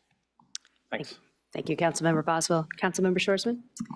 Yeah, thank you both for your comments. Thank you, staff, for the great report, detailed, answered all my questions, not only the ones that I asked here, but the ones that were answered in advance in the agenda correspondence. Thanks also to the, as I mentioned earlier, the large number of people that have weighed in on this. I think it's pretty clear that staff have done their best, I think, to try and acknowledge and hear all the feedback. And while they can't incorporate every suggestion into the process, I feel like that they have tried to incorporate as much feedback as they can. And I think that there is always opportunities. We heard community members say that they would like to talk about it more. If we proceed with this tonight, which two of the three of us have already said that they're interested in supporting moving forward, there's still always room for discussion. We're a work in progress as a community, and even if we decide something today, 6 months or a year or 2 years from now, it doesn't mean that we can't adjust and make changes. I mean, we will have proven that tonight. We tried the offset program. If we go forward with the changes proposed by staff, we tried the offset program. It was clunky in a number of ways. It made some impact, but we feel like it could make a different impact another way. It doesn't. We can change. We can pivot and we can go other directions. I wanted to pause and let my colleagues speak because I wanted to just go back and look at the alternatives because I feel like we could still continue to learn more about how we could do this better. And I look at the alternatives in the report and I'm not swayed by any of the alternative recommendations. I don't know how to pull the pieces apart and do this in a better way. So I wouldn't lean towards making an alternative recommendation tonight. I would lean towards moving forward with staff's recommendation more generally. We all have said, well, most of us have said that we want more housing in our community, and we've had study sessions recently where we talked about how we want safe housing too. And this project, this ordinance is at the intersection of those two things. And yet there is no good time to implement measures that are going to be costly to one segment of the community or another. In some ways, as some community members have said, this shifts the burden from developers, where it has been most recently, back to property owners. I generally agree, as Councilmember Boswell sort of implied, that the property owner is responsible. The roof was a great example. If my roof is broken, I got to replace my roof. So I can see why this more appropriately, I think, shares the burden. The developers still will have some responsibility for this, but property owners will have to assume a little bit more responsibility at the point of sale. So I think it's a measured approach. I've heard all the issues raised by all the parties, and they all make sense in some respect, which is why this is difficult. I wish that there was an easy solution, but I think we've solved all the easy problems. So for now, I think we should give this a shot and see where it goes. One thing I would like to throw into consideration for future is that it still doesn't make a lot of sense to me unless there's a legal reason around it. We made the $4,000 lateral replacement rebate citywide, and the inspection program, or the inspection cost rebate, is still only in the constrained areas, but yet we require the inspection citywide. So to me, it makes more sense to have both rebates be available citywide, but maybe that's a funding issue, and I'll leave that to you all to see if there's a way that that can be addressed in the future. And from my understanding, and y'all can nod if I'm right, but with the inspection rebate, if someone gets an inspection and it costs less than $350, they don't still get the $350. They produce receipts, and probably same thing with the replacement program too, right? So yeah, so it has to be above $350 or at $350 or above $4,000 for the replacement in order to get the full rebate. So thank you for confirming that with your nods. Otherwise, I think that's all I have to say, so I'll close there. Thank you. Councilmember Boswell? Yeah, just a follow-up question based on Councilmember Shorsman's questions about the rebates. If we wanted to take a look at the rebate amounts, maybe just the total amounts, but also who's eligible for what amounts, is the next financial plan the place to do that? Because this rebate, in this case, this rebate is really part of the budget. It's not, the one we talked about before was fines, but this is really part of the utilities, the water system, or the wastewater system budget, right? It's not, we're paying, it's ratepayer money.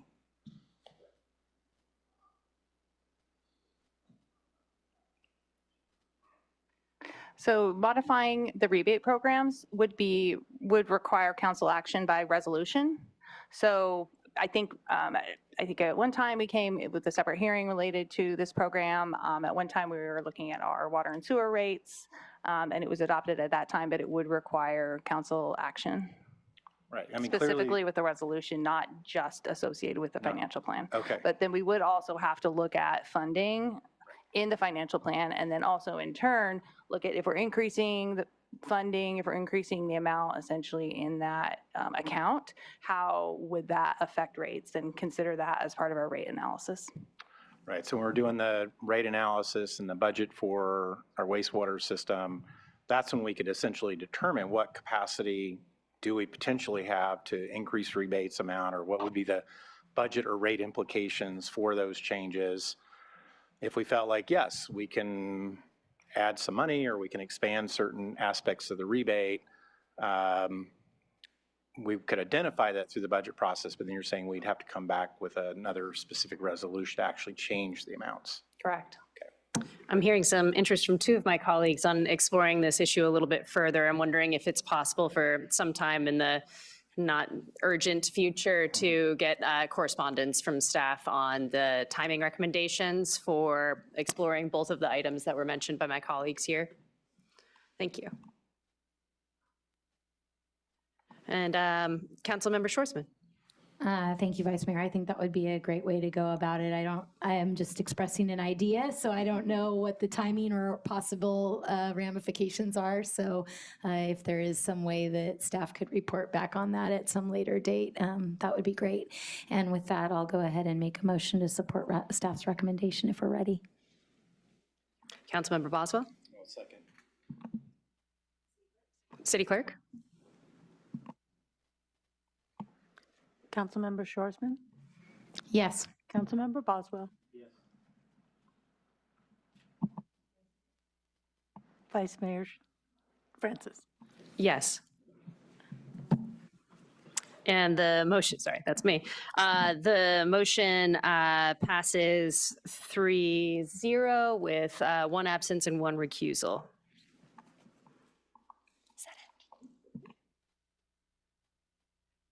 Okay, moving on to the final portion. Thank you, staff. Moving on to our final portion, liaison reports and communications. I'm going to use my privilege here of having the mic on right now to ask to agendize an item and see if I can get a little support on this issue.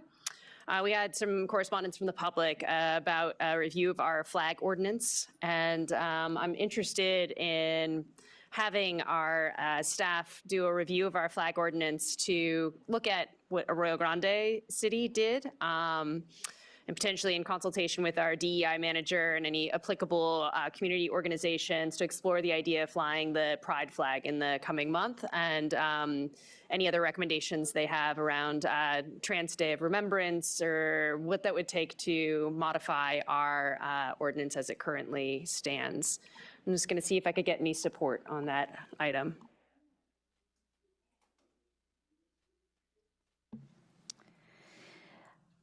As I often have with proposing things mid-financial planning cycle, I worry about not having something in our work plan to accommodate this, and think that possibly our financial planning process might be a good time to consider addressing something like this.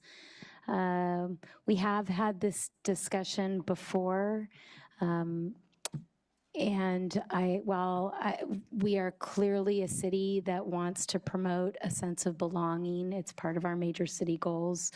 We want everybody to feel welcome and safe here, and in particular with the pride flag being flown above public buildings, I feel like that's what it is. It's a symbol to help people feel welcome and belonging, and I sincerely embrace that sentiment and want everybody to feel welcome and belong and part of San Luis Obispo. I worry about staffing constraints and having a full amount of time that we would need in order to fully, include the community in a discussion about this and have it be part of our work plan.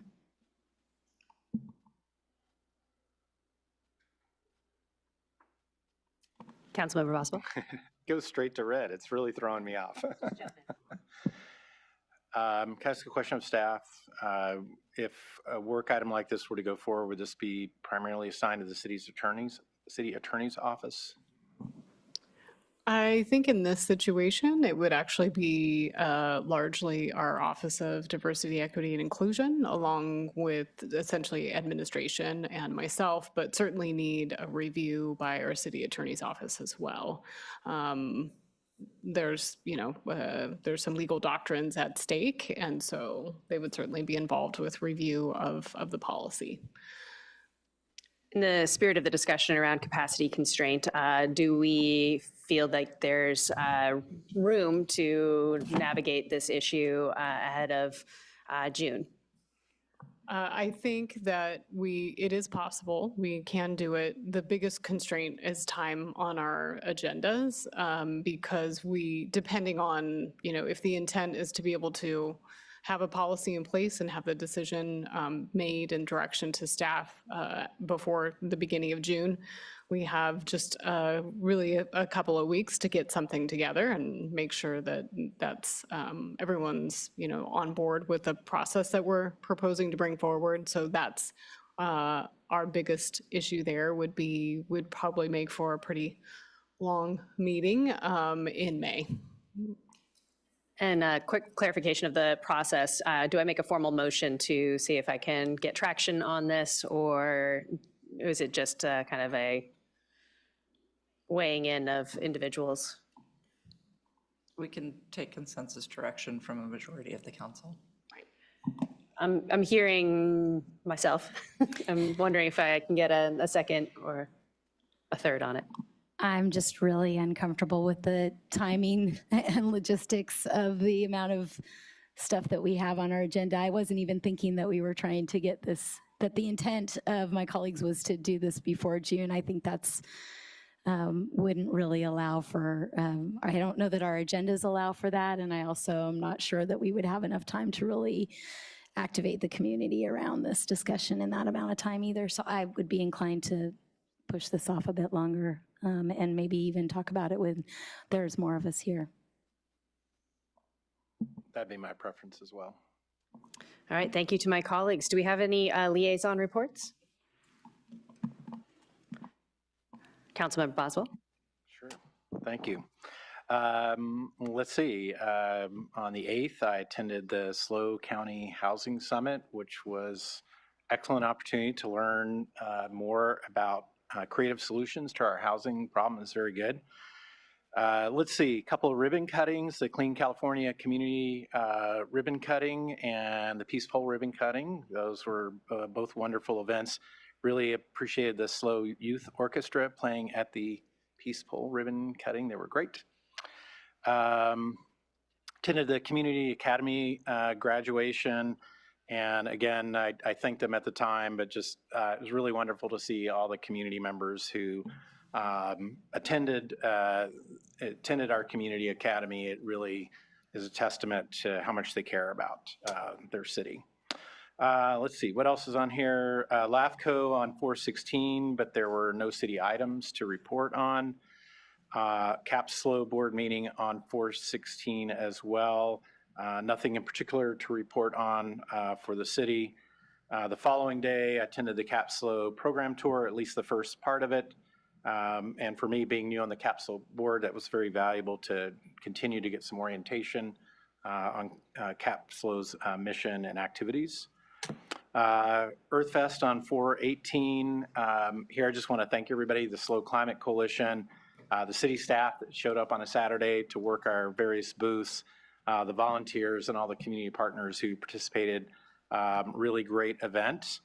And then finally, just this week, along with Vice Mayor Francis, we got a tour of the San Luis Obispo Airport and the opportunity to learn more about their plans for future growth and development of the airport in support of our role as liaisons to the Airport Land Use Commission. Thank you. Councilmember Schwarzman. Thank you. Yes, attended several of the same things with both of you. But in addition, the Downtown SLO board meeting was this past week. So got a chance to hear from the business community about things that are happening and that they care about in downtown. Also attended EarthFest. Man, it was a beautiful day out there at Santa Rosa Park. The weather was absolutely perfect, and all sorts of, there was just a lot of booths and people out there. Electric cars to drive and food to eat and crafts and awards. It was great. Also attended the graduation of the Community Academy and the Volunteer Appreciation Lunch at Mitchell Park. Those events always fill my soul. It's so wonderful to see all the people loving SLO as much as we do and wanting to give back to it. Also had the opportunity to attend this last Sunday, the ceremony in honor of Holocaust Remembrance Day up in Atascadero, and it was a very, very moving and heartfelt ceremony with some, shocking stories that just make you realize that it's really important, although painful, to remember what occurred because we can't go back. So I'll leave it there, but thank you. Thank you very much. We all pretty much shared last 2 weeks together. So I also attended the awesome SLO Housing Summit. Thank you to the Chamber for putting on that fantastic event. Great speakers, so many great ideas, really excited. We had our Clean California Community Designation. It was a great ribbon cutting. There's a fantastic new sign out at Highlands and Highway 1. You should go check it out. I also want to congratulate all of the Community Academy graduates. Had such a great mock council meeting with them. This is an awesome group of graduates, and I'm so excited to see what they do in the community. We've been actively out doing all of our advisory body interviews. I cannot thank you all enough for applying for and going through the process of joining our advisory bodies. Thank you all so much. Airport tour with Council Member Boswell. They even let us up in the tower. We got a great view up there. And also attended Earth Fest and got my own rideshare lunch bag for filling out a survey. Very excited about that one. It's a great freebie. Also attended the Volunteer Appreciation Luncheon with Councilmember Shoresman and others. And man, if you just need to feel good for a moment, go out and hang out with our volunteers. It was just such a lovely afternoon, such good people.